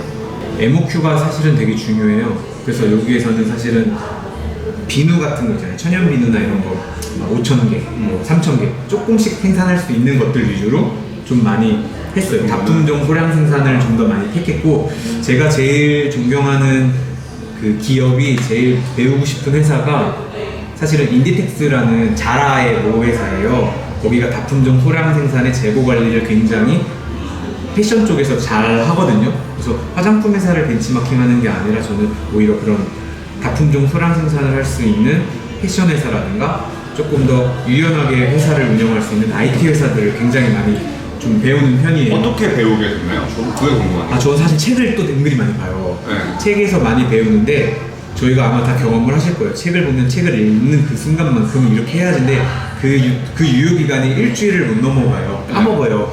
저는 책을 보면서 그걸 바로바로 실행하면서 책을 마치 매뉴얼처럼 바로바로 해보는 편인 것 같아요. 그래서 실패한 실행이 그러니까 실행하지 않은 계획된 실행보다 좀 낫다고 생각을 해요. 실패한 실행. 이렇게 표현할 수 있을 것 같아요. 제가 읽었던 그런 책의 내용 중에 이런 게 있었어요. 내가 생각한 거를 72시간 내에 실행으로 옮기지 않으면 그거에 대한 성공률은 1% 미만으로 떨어진대요. 1%, 그러니까 72시간이 넘어가는 순간 성공률이 1%가 안 된대요. 그러니까 한마디로 72시간 안에 행동으로 이루어져야 하고, 그 행동으로 인해서 됐던 안 됐던 안 되면 그 실패가 2번 반복하지 않게 되게 좋은 경험이 됐다. 네. 라고 표현할 수 있는 거죠. 맞아요. 네. 그게 이제 한 번 그러면 실수인데, 이제 2번 그러면 실력이고, 3번 그러면 그때부터 실패죠. 하면 안 되죠, 그러면. 정말. 그러면은 이 책에서 아무튼 여기까지 재고 관리에 대한 것들을 책에서 배웠다. 한마디로 여러분들 독서는 되게 중요하다라고 좀 말할 수 있을 것 같아요. 왜냐면 경험하지 않은 거를 배울 수 있는 건 바로 책밖에 없고, 왜 이런 말이 있습니다. 모방은 당연한 거지만 학이라고 표현을 하겠습니다. 배우지 않은 것들은 학을 통해서 당연히 배울 수 있지만 그 학에서 멈춘다면 이류가 될 거고, 그 학에서 나의 살을 더 붙이면 인류가 될 거다. 네, 처음부터 무에서 유를 창출해내는 건 없는 것 같아요. 모방에서부터 시작되는 건데, 그 모방에서 경험을 쌓았다. 대표님도 여러분들 독서 많이 하십시오. 맞나요? 네. 그럼 여기서 10가지가 그럼 어느 정도 잘 골고루 모든 제품이 다 판매가 되고, 네네. 이 제품들이 다 오프라인 매장에 하나씩 깔리기 네네. 시작했다. 네. 그럼 여기서 또 하나가 궁금한 건 배송인 것 같아요. 이 제품들한테 배송을 다 어떻게 해주셨습니까? 이제 이때부터는 직원을 당연히 채용을 했겠죠. 근데 이제 제가 이때 직원 몇 명인지 궁금합니다. 이때 한 2014년에 7명 된 것 같아요. 7명, 8명 된 것 같아요. 제가 생각하기에 좀 틀린 게 있으면 말을 해주세요. 네네네. 제가 생각하기에는 사업과 장사군으로 나뉘는데, 제가 생각하는 장사는 혼자 했을 때 돈을 벌 수 있는 게 장사라고 생각하고, 시스템으로 됐을 때 돈이 들어오는 게 사업이라고 표현을 네, 하는데, 맞아요. 사업이 되는 기준이 10명 기점인 것 같아요.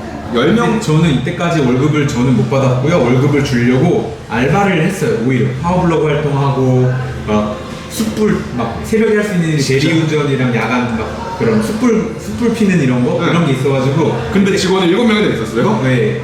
왜냐면 제가 해야 될 일이 되게 명확했는데, 예를 들면 물류팀에 3명이 있고 택배가 막 나가는데 물류팀도 필요하고,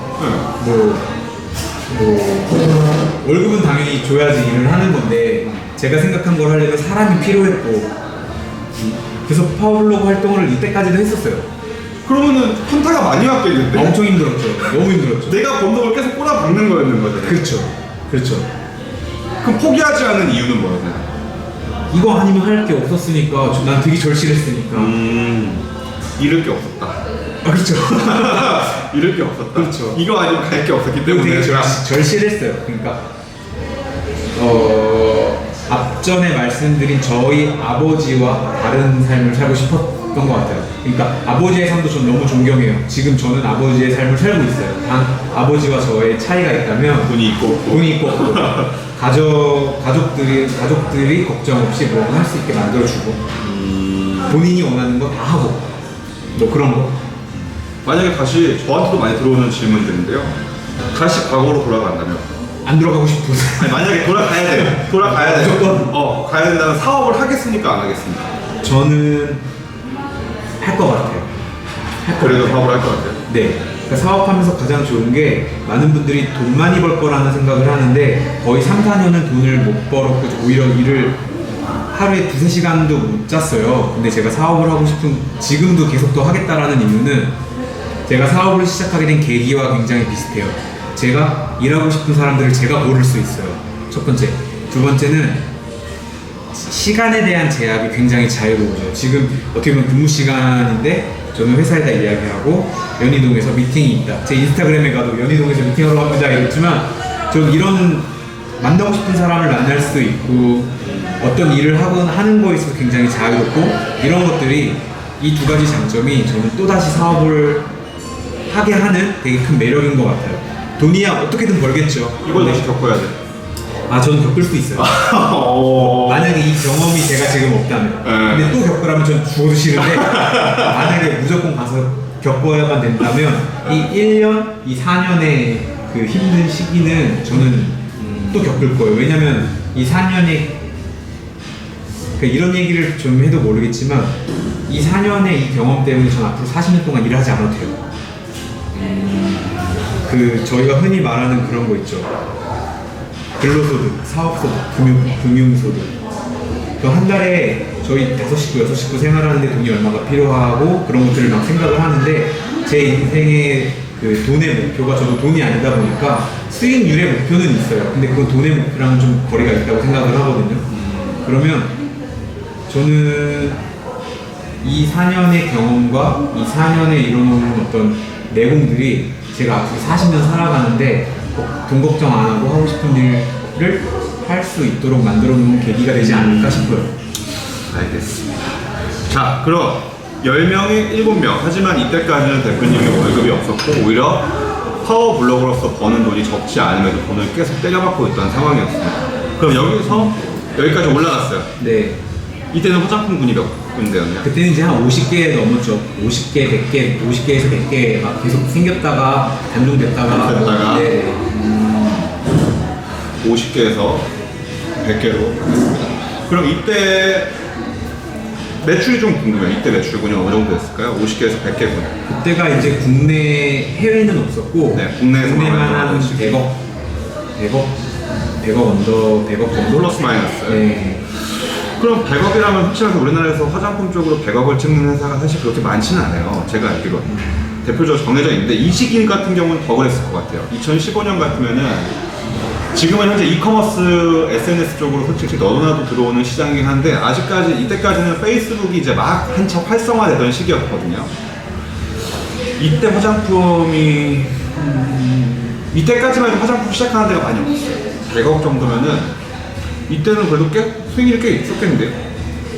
네, 근데 저희가 화장품이요 이때 막 지금도 그렇지만 가격이 막 8,000원, 막 6,900원 막 이래가지고 그렇게 썼어요? 네, 그래가지고 수익률이 좋지 않았어요. 그러니까 온라인으로만 많이 좀 판매를 했었고 그러니까 한마디로 저가 공략을 많이 펼쳤던 그런 시기였구나. 온라인 시장에서만 굉장히 이제 고민을 많이 했었고 그 고민을 이때부터 계속 했었고 이때 화장품 그 브랜드 이름이 바뀌어요. 파팔에서. 네. 그러니까 해외의 바이어들의 니즈와 영어 브랜드 네이밍이 있어야지만 또 커뮤니케이션을 해외 고객들한테 할 수 있는 거예요. 근데 아빠가 만든 화장품 한글명밖에 없으니까 이거 The Cosmetic Made by Papa 이상한 거야. 그래가지고 리뉴얼을 해야 되겠다. 살아남으려면 또 바꾸자 이래가지고 아빠가 만든 화장품이라는 거를 다 없애고 이때 파파레서피로 딱 바뀝니다. 이 시점에서 2013년과 14년의 사이에 파파레서피로 브랜드명이 바뀌고 자 그럼 이때 생각을 하신 건 글로벌에 대한 생각을 이때는 하신 거예요? 네. 그럼 이때 영어를 할 줄 아셨나요? 배웠죠 그때부터. 네, 저는 토익 시험도 한 번도 봐본 적이 없어요. 근데 이제 정말 애들이 토익 시험 친구들 토익 시험 보고 토플 시험 보고 취업 준비할 때 저는 사실 다 뭐 공모전 특채 이런 좀 특이 케이스로 다 회사 취업을 했었고 영어를 못했어요. 정말 영어 컴플렉스도 있었어요. 근데 이때 제가 홍콩으로 출장을 갔는데 통역하시는 분이랑 같이 갔거든요.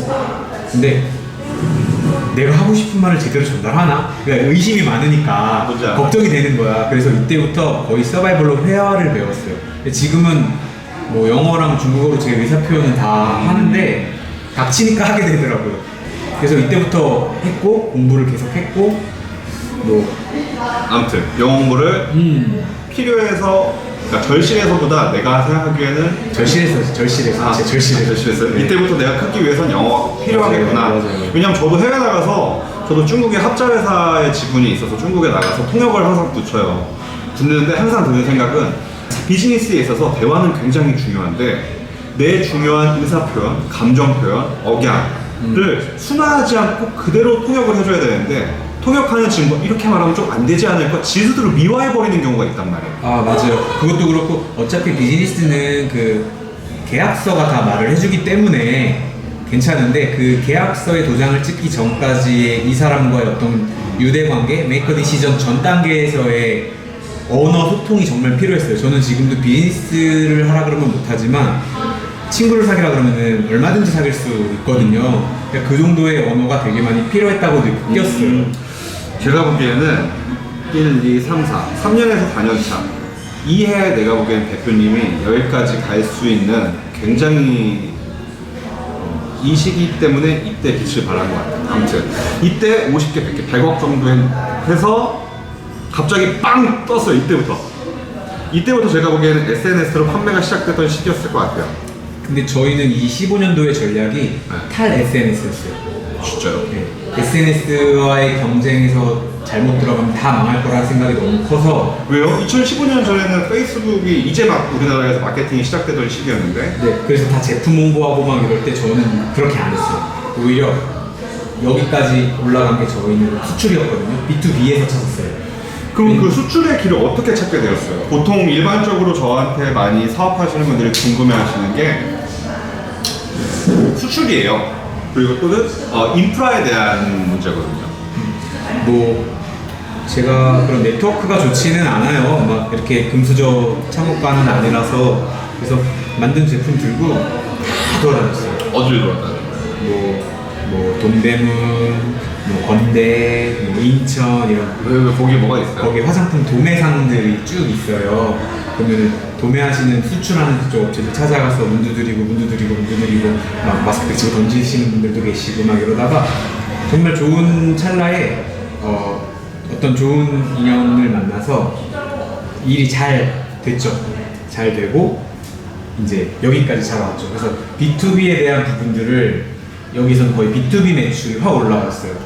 한국보다 해외 매출이 더 높으시잖아요. 네, 저희 한 80% 정도? 네. 그럼 그 전략을 애초에 계획을 세우신 건지 아니면 아다리가 좋았다라고 표현하는 게 맞겠지? 사실 두 개 다예요. 운때도 좋았고 전략도 사실은 그랬어요. 탈 SNS라는 표현들을 굉장히 많이 쓴 게, SNS에 올라오는 많은 아이템들이 언젠간 소비자들이 진정성에 대해서 찾아볼 거고, 뭐 언젠간 이 제품을 브랜드로 인지하기보단 제품으로 그냥 인지할 거라는 생각이 너무 컸어요. 재구매가 굉장히 중요하고 이 브랜드를 소비함으로써의 내 가치가 되게 중요해지는데, 그래서 저희는 온라인상의 광고도 제품 광고도 물론 있지만 브랜드의 이미지에 대한 광고, 뭐 아빠의 이야기, 연예인들과 펼치는 캠페인, 뭐 기부 행사, 자선 행사, 이런 어떤 브랜드만 할 수 있는 브랜드를 또 하나의 사람이라고 생각해서 그 브랜드가 브랜드로서 혼자 걸어갈 수도 있는 그런 거에 대한 투자를 굉장히 많이 아끼지 않고 점점 했던 것 같아요. 그래서 탈 SNS라는 전략과 또 그 운때 시기가, 또 한국 화장품이 해외에서 딱 터지는 그 시기가 맞아서 이만큼 올라갔어요. 그럼 2015에서 16 동안 빵 뜨는데, 그럼 여기 있는 매출 구간이 어느 정도? 한 1000억 정도 될 것 같아요. 거기가 1000억. 1000억? 네. 그러면 글로벌해진 국가가 처음에는 중국 하나였나요? 아니면 중국 하나. 여기까지가 중국 하나? 아니 근데 여기도 거의 다 중국이라고 보시는 게 더 빠를 거예요. 뭐 일본, 싱가포르, 동남아 뭐 다 들어가 있지만 결국에는 그 시장에 있는 아시안들에 대한 그 니즈가 더 많았거든요. 근데 여기서 또 하나 포인트가 바로 이 시기에 사드가 터졌어요. 네. 사드 때 그럼 타격이 없었나요? 네, 저희는 없었어요. 저는 죽을 뻔했거든요. 제가 합자회사 있다 네, 했잖아요. 네, 저 네. 마포대교 갈 뻔했거든요. 저희는 이때 배웠던 게 의심이었잖아요. 그래서 의심도 굉장히 많이 했고, 심지어 거래처한테 뭐 100억을 받으면, 그러니까 주문을 받으면 돈 먼저 받고 계산서 발행하고, 그러니까 이때 사드 때문에 터졌던 게 화장품의 허가와 현금 거래 이런 것들 때문에 좀 힘들었어요. 근데 저는 이 원칙을 조금 비즈니스 하면서 의심이 많은 편이라서 발주를 받아도 무조건 다 선입금, 계산서, 이 허가 이게 되게 중요했어요. 그러다 보니까 매출이 올라갔던 이유가 그거였어요. 그 원칙. 여기서 되게 중요시 말씀드리고 싶은 게 바로 이 포인트 같아요. 원칙.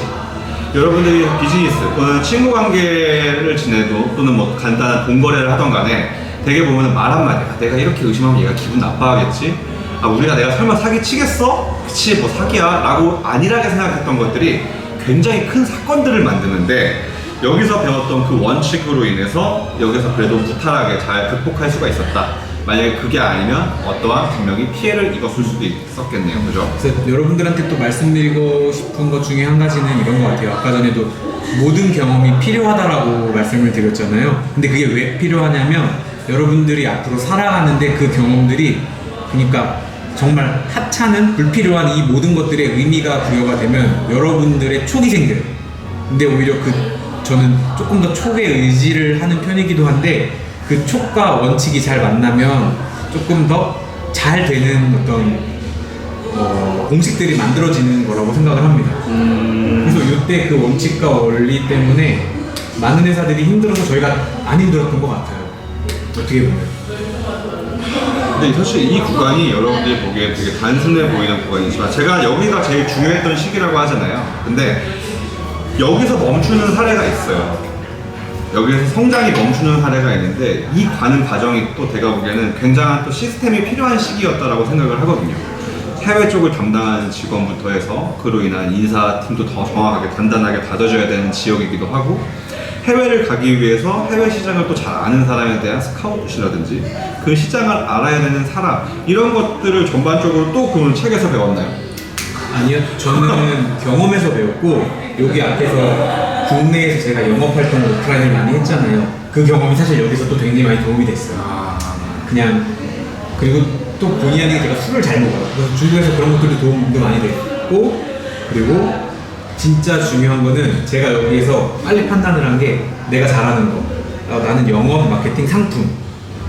근데 보통은 한국에서도 창업자가 CEO라는 이야기를 많이 하잖아요. 근데 전 엄연히 생각했을 때 제가 CEO가 아닌 거예요. CEO는 CFO, CEO 이런 뭔가 경영에 대한 부분들인데, 저는 경영이랑 거리가 멀었던 것 같아요. 왜냐면 사업을 시작한 처음 자체가 뭐 투자를 받아서 재무제표를 보면서 이렇게 하는 게 아니라 좋아하는 일을 사업으로 만든 거다 보니까 저한테 필요한 사람이 누군지 명확했어요.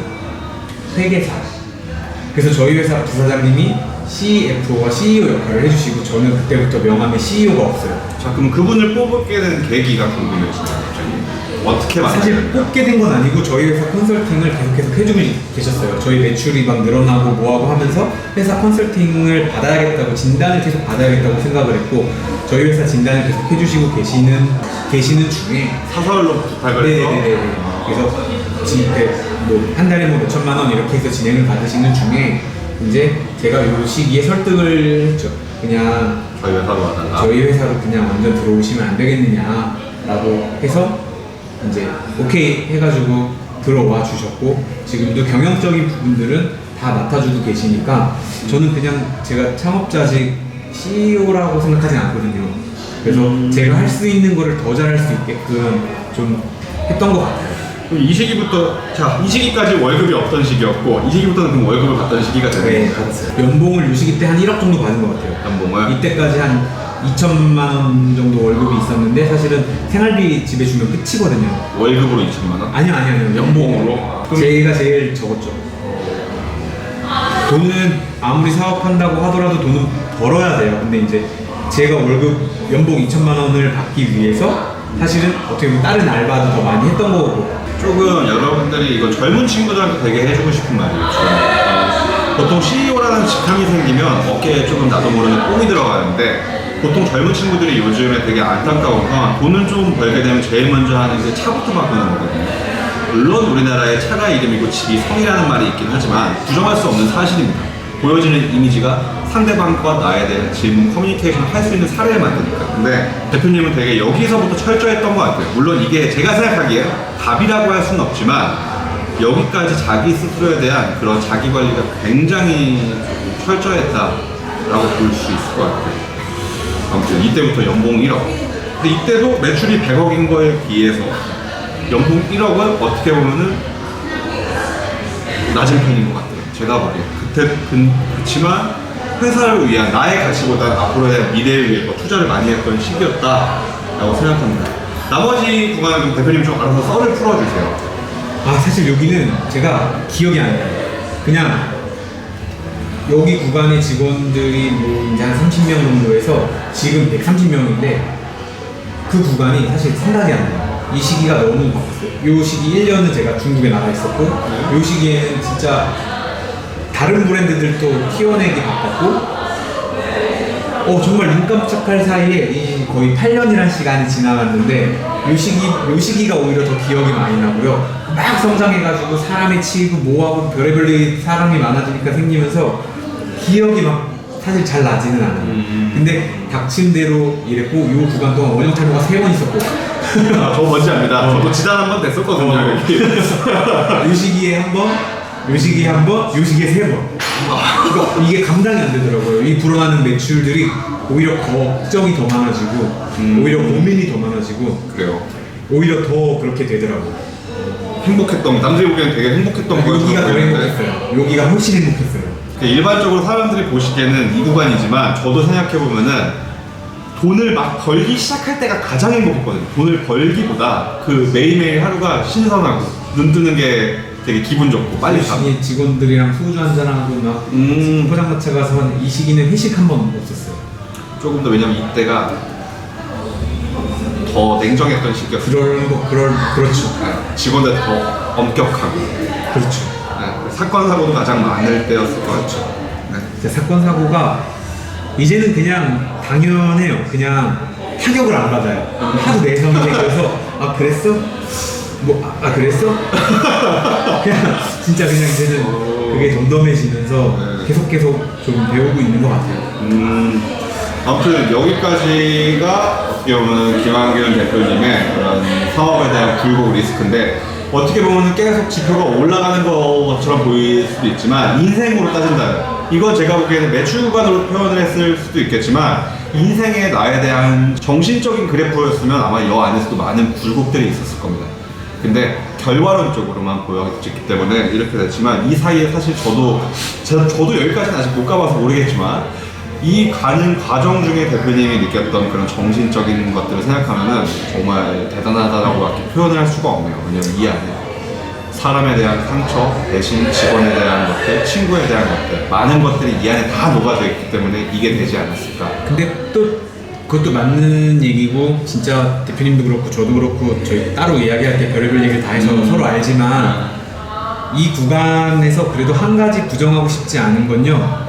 징크스 같은 것들이 오잖아요. 힘든 구간에 징크스는 매출로 극복하면 돼요. 열심히 해서 매출로 극복해서 성취감 느끼고 돈 많이 벌어서 뭐 이렇게 회사 읽어놓으면 징크스는 오지 않는 것 같아요.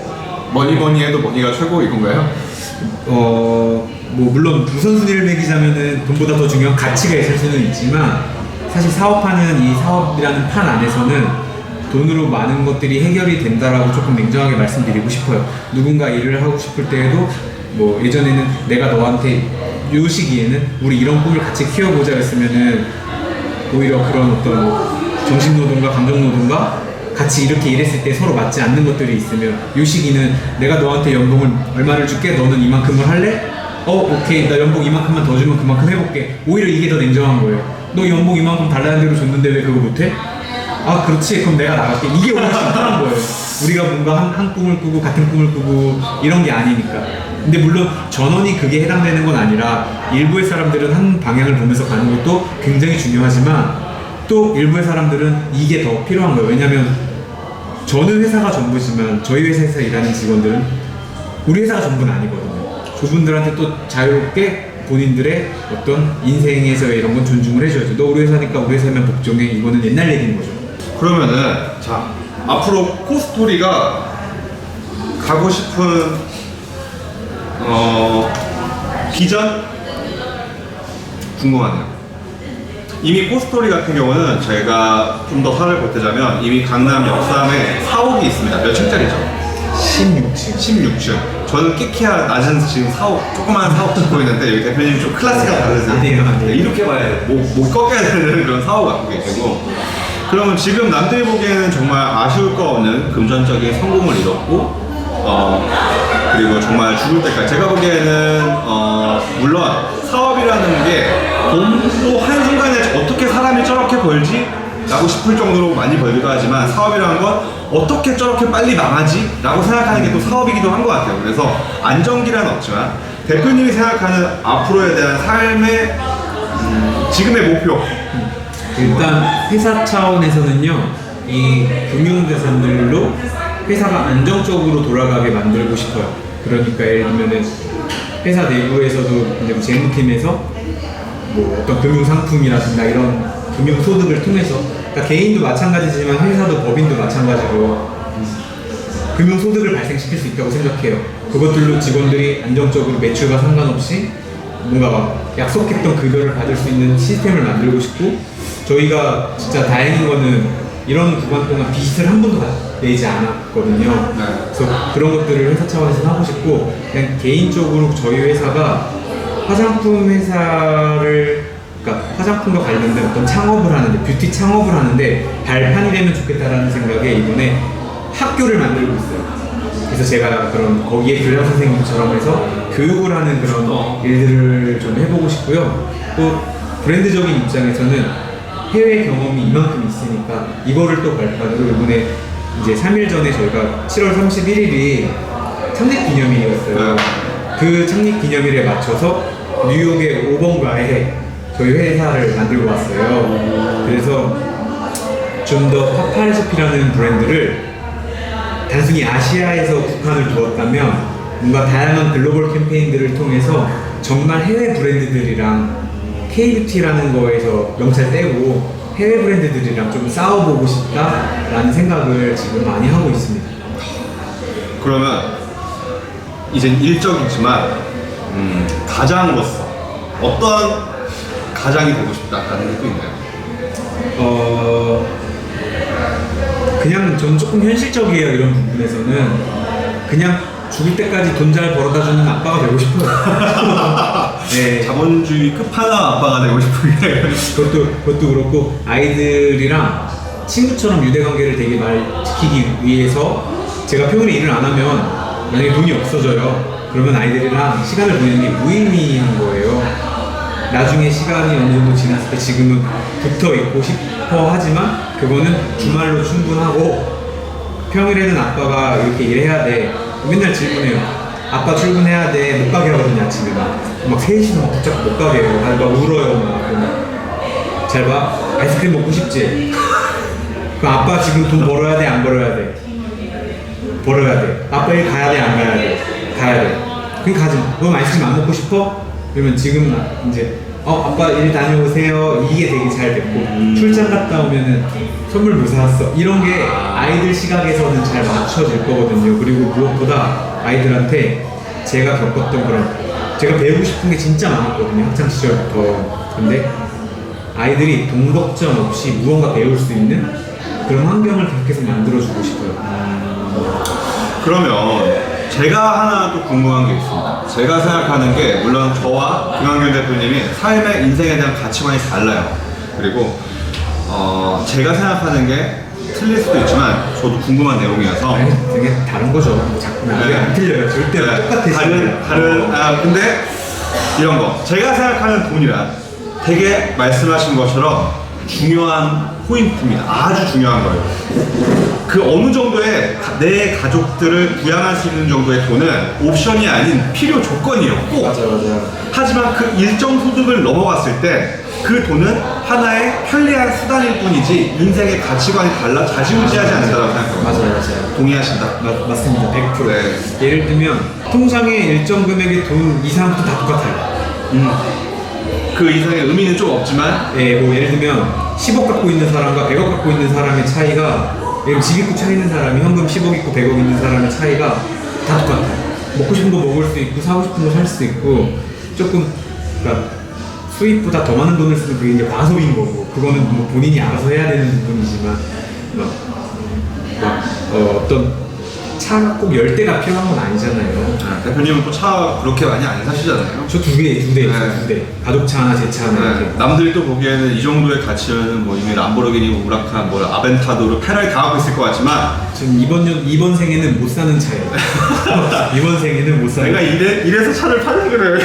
이런 분들도 내가 이렇게 겸손하신데 나 같은 사람이 람보르기니, 우라칸 타는 거 차가 몇 대 있는 건 말이 안 되는 것 같아. 그래서 그러니까 저도 만약에 혼자 쓰면 샀을 텐데 네. 이제 어떤 상황과 환경과 이런 부분에서 가치 소비가 절대 저한테 이제 안 되는 차. 그러니까 돈이 없어서 못 타는 차가 아니라 정말 사면 안 되는 차. 집에서 쫓겨날 수도 있는 차. 근데 옷에는 또 관심이 많으시죠. 유일하죠, 유일.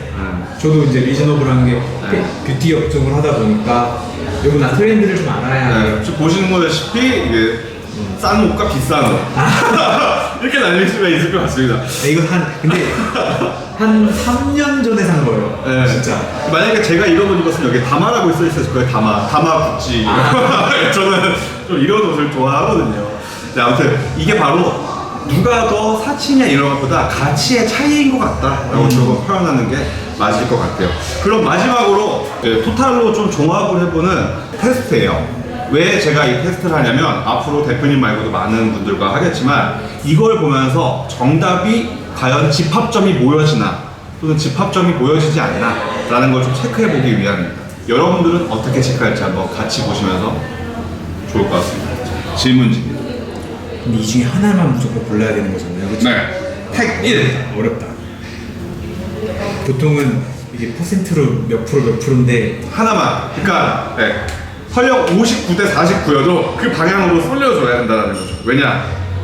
그러니까 51%만 내도 그쪽인 거야. 그렇죠. 이거 흑백 논리인 거야. 그렇죠. 그러면은 저는 이거 흑백 논리라는 가정하에 선택인 네, 것이 절대로 완벽하게 이런 사람은 아닙니다.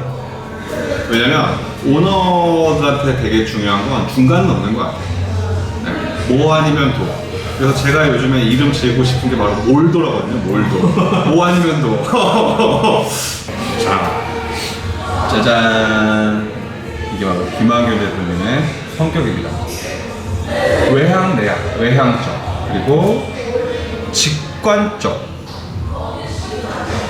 여기에 대해서 설명을 또 할 필요가 있을까요? 굳이 이걸로만 딱 될까요? 그러니까 현실주의라는 거는 제가 느끼기에 이게 시장에서 과연 될까라는 어떤 시장 조사를 하는 거라면 직관은 나 이거 필요해, 이거 해야 돼 해서 바로 실행하는 거를 저는 좀 실행력인 부분에서 이게 현실적으로 가능한가 이런 고민보다는 먼저 실행하는 내가 걸 하고 생각을 싶은 거, 해요. 네. 내가 하고 싶은 거 그냥 한다. 네. 감성적과 이성적. 그러니까 어떤 결정을 할 때 좀 사사로운 감정에 치우치기도 하지만 그거보다 50% 이상 현실을 조금 더 많이 보는 것 같아요. 제가 보기에는 장사에서 사업으로 넘어갈 때 이게 굉장히 중요한 포인트 같습니다. 그리고 탐색형과 계획형. 계획형은 뭔가 일을 벌릴 때 막 이렇게 하면 이렇게 되겠지 저렇게 되겠지 이거를 막 짜는 전략이라면 탐색형은 하면서 그때그때 빠르게 변화하는 것 같아요. 네. 이것도 굉장히 중요한 포인트 같아요. 왜냐하면 대부분 완벽을 추구하려고 하는데 완벽은 없거든요. 하면서 만들어가는 거지. 자기 주장. 자기 주장형, 신중형. 자기 주장형, 신중형에서는 저는 내가 이 말을 해도 될까라고 신중하게도 생각은 하는 편이지만 그때그때 하고 싶은 말을 인스타그램에다가 저는 좀 하는 편이에요. 직원들한테도 그렇고 네. 집에도 그렇고 부모님한테도 그렇고 저는 조금 제 주장이 있으면 그 주장을 빨리 좀 얘기를 해서 오해를 잘 안 만들려고 많이 하는 것 같아요. 제가 김학명 대표님을 알기 전부터 들었던 게 귀가 절대 창어지가 아니다. 자기 주장이 굉장히 강하다. 네.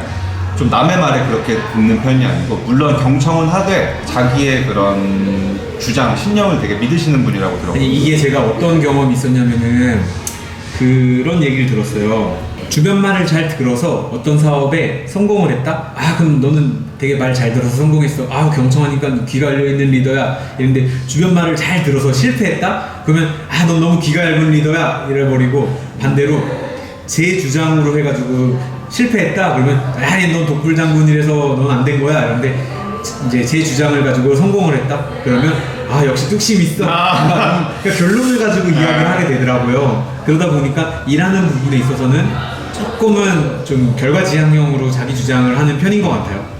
되게 방금 좋은 말이었어요. 제가 얼마 전에도 컨텐츠 올렸는데 한국말, 모든 말이라는 게 귀에 걸면 귀걸이, 코에 걸면 코걸이입니다. 아무튼 사고형과 독고다이형. 그러니까 이거 사교형, 그러니까 사교형. 네. 예를 들면 나를 나로 말하고 싶지 나는 누구를 알아, 이게 저한테는 별로 무의미했어요. 그래서 일단 제가 누구를 통해서 올라가기를 원하는 것보다 나 스스로 먼저 올라가서 그들과 같은 어깨를 나란히 할 수 있는 위치가 오히려 저는 더 좋았지, 누구 도움을 받아서 내가 또 올라가고 막 그런 사교적인 성향으로 일을 한다기보다는 그냥 혼자 내가 내 실력을 키워서 많이 올라가서 좀 더 네트워크 지향적인 것보다는 일 중심적인 사고방식을 해서 저는 독고다이라는 표현을 체크를 했습니다. 아무튼 여러분들 본인의 성격과 한번 비교를 해보시고 그리고 앞으로도 이런 사례들을 한번 비교해 보시면 좋을 것 같습니다. 근데 제가 몰랐는데 저희 되게 닮은 것 같아요. 영상을 이렇게 보는데 이게 눈, 코, 입이 되게 눈썹, 눈, 코, 입 이런 데가 되게 닮았어요. 관상이 있나요? 귀 빼고 다 닮았어 진짜. 근데 나는 왜 이렇게 잘 안 됐지? 원래 아무튼 오늘 지금 이제 여기까지 오늘 기본적인 것들이 있습니다. 사실 대표님의 사업하는 8년 동안의 이야기를 오늘 이 짧은 대화에서 다 할 수는 없어요. 냉정하게 다 할 수는 없지만 그냥 간단한 기초 틀에 대해서 조금 배워봤고, 아까 대표님이 말한 대로 경험하지 못한 걸 책을 통해서 경험하듯이 이 영상을 통해서 여러분들이 조금이나마 간접적으로 경험을 해서 본인의 살을 붙일 수 있으면 더 좋을 것 같습니다. 그리고 마지막, 대표님이 이제 사업을 꿈꾸거나 또는 우리보다 나이는 많지만 또 도전하시는 분들도 있을 거예요. 그분들을 위해서 좀 한마디 해주고 싶은 말이 있다면? 사실 예전에는 이런 질문 나오면 행동부터 하세요, 뭐 실천하세요 이런 이야기들을 했는데 굉장히 비현실적이라는 생각이 좀 들었어요. 각자마다 처한 상황이 다르고 각자마다 다 입장이 있을 텐데, 그래서 요즘에 이런 이야기를 들으면 저는 이런 이야기를 많이 해요. 사업을 하시든 사실은 직장을 다니시든 이런 것보다 더 중요한 게 있다면 지금 나 스스로를 객관화를 빨리 먼저 하는 작업을 해야 돼요. 내 상황이 어떤지 감성에 젖어서 혹은 어떤 이상에 젖어서 이야기를 하고 생각을 하는 것보다 지금 현재 내 상황이 어떤지 그거를 좀 객관적으로 한번 볼 필요가 있어요. 그러니까 거울에 보이는 대로 그대로 볼 필요가 있다라는 거예요. 우리가 거울을 보면은 더 잘생겨 보이는 효과가 있다라고 하는데 그 착시 현상에서 빨리 벗어나는 게 제일 먼저 말씀을 드리고 싶은 공통된 내용들입니다. 네. 끝인가요? 그리고 조금 더 저에 대한 이야기가 궁금하면 오늘 사실 제가 이렇게 추리하게 나올 줄은 몰랐는데요. 저도 유튜브를 하고 있으니 거기에서 조금 더 저의 포멀한 그런 모습들을 보시면 더 좋을 것 같습니다. 뭐라고 하시면 나오죠? 그 김한균의 BTS라고요. 네. 그 BTS가 비즈니스 트립 스토리 해가지고 그 BTS가 아니에요? 네. 그래서 이제 사업과 관련된 출장을 제가 굉장히 많이 다녀요. 한 달에 20일은 해외에 있거든요. 그래서 현장에서 겪은 모든 일들을 다 찍어요, 거의. 그래서 그런 것들을 다 올리니까 그런 거 보시면 좀 해외 시각을 넓히시는 데 도움이 되지 않을까 생각이 듭니다. 아무튼 여기 띄워놓으신 그곳으로 가서 구독과 많은 것들을 한번 정보를 보시면 좋을 것 같고, 네. 그리고 여기서 꼭 중요한 포인트는 여러분들이 보시기에 재밌어 보이는 유튜버는 보실 수 있겠지만 끼가 많은 유튜버와 정말 정보성으로 도움이 되는 유튜버는 다르거든요. 근데 제가 보는 김한균 대표님의 채널은 생각 없이 보다가 훅훅 배울 게 떨어지는 그런 컨텐츠가 많은 곳이에요. 재미는 없어요. 너무 아니야, 재밌는 것도 있는데 조금 제가 보기엔 정말로 어떠한 거에 배울 게 되게 많은 채널이기 때문에 한번 가셔서 꼭 보시길 바라겠고, 그리고 여러분들에게 또 하나의 선물이 있습니다. 어떤 선물이냐, 왜 이런 거 있잖아요. 저를 만나시는 분들이 제가 잘난 사람도 아닌데 항상 저를 만나면 좋은 기운 받고 싶다고 손을 잡고 하세요. 그래서 그분들에게 김한균 대표님의 그 사인을 드리려고 합니다. 그래서 김한균 대표님 사인이요. 네 사인과 덕담을 한마디 써주시면 참 좋을 것 같아요. 그래서 구독해주시고 제 거 채널에 댓글을 달아주신 분들을 3분을 뽑아서 사인을 보내드리겠고 그 정성 마음을 담은 잘 되시라는 덕담을 써가지고 우편물로 보내드리도록 하겠습니다. 제가 거기에 세 분에게 화장품도 넣어서 보내드리겠습니다.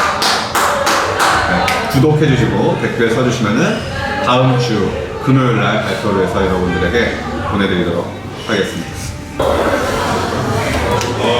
그래서 자 3장을 썼습니다. 정말 거의 깜짝 놀랐어요. 편지를 써주시길래. 잘 써야 될 것 같아서. 네. 아니 농담이 아니고 정말 한자 한자 깃들여서 써주셨으니까 아무튼 여기 채널 구독해주시고 그리고 댓글을 써주시면은 여러분들에게 좋은 화장품과 그리고 이거에 대한 것들을 택배비는 제가 내겠습니다. 네. 해서 보내드릴 테니까 많은 참여해주시고 아무튼 오늘 좋은 참 시간이었던 것 같아요. 그래서 좋은 시간 내주셔서 많은 또 이제 이걸 얼마나 보실지 모르겠지만 보시는 분들한테는 제가 보기엔 아주 굉장히 특별한 시간이었지 않을까 싶습니다. 오늘 좋은 시간 내주셔서 감사하고 저도 생각지도 못해 사실 커피 한 잔 먹으러 갔다가 좀 깊은 이야기를 진짜 정말 리허설 없이 했거든요. 갑자기 질문지 주셔가지고 근데 왠지 하고 싶더라니까요. 네. 근데 저도 또 과거도 다시 한번 돌아보는 계기도 됐고 또 이렇게 한 말이 있으니까 또 지켜야 될 것들도 생긴 것 같아서 굉장히 2시간 동안 의미 있는 시간을 보낸 것 같습니다. 네. 아무튼 항상 여러분들 삶에 있어서 제가 말한 김한균 대표님이 말한 게 정답이 될 수는 없지만 여러분들 가는 길에 조금이나마 보탬이 됐으면 참 좋을 것 같아요. 아무튼 오늘 방송 여기까지 봐주셔서 대단히 감사합니다. 감사합니다. 안녕.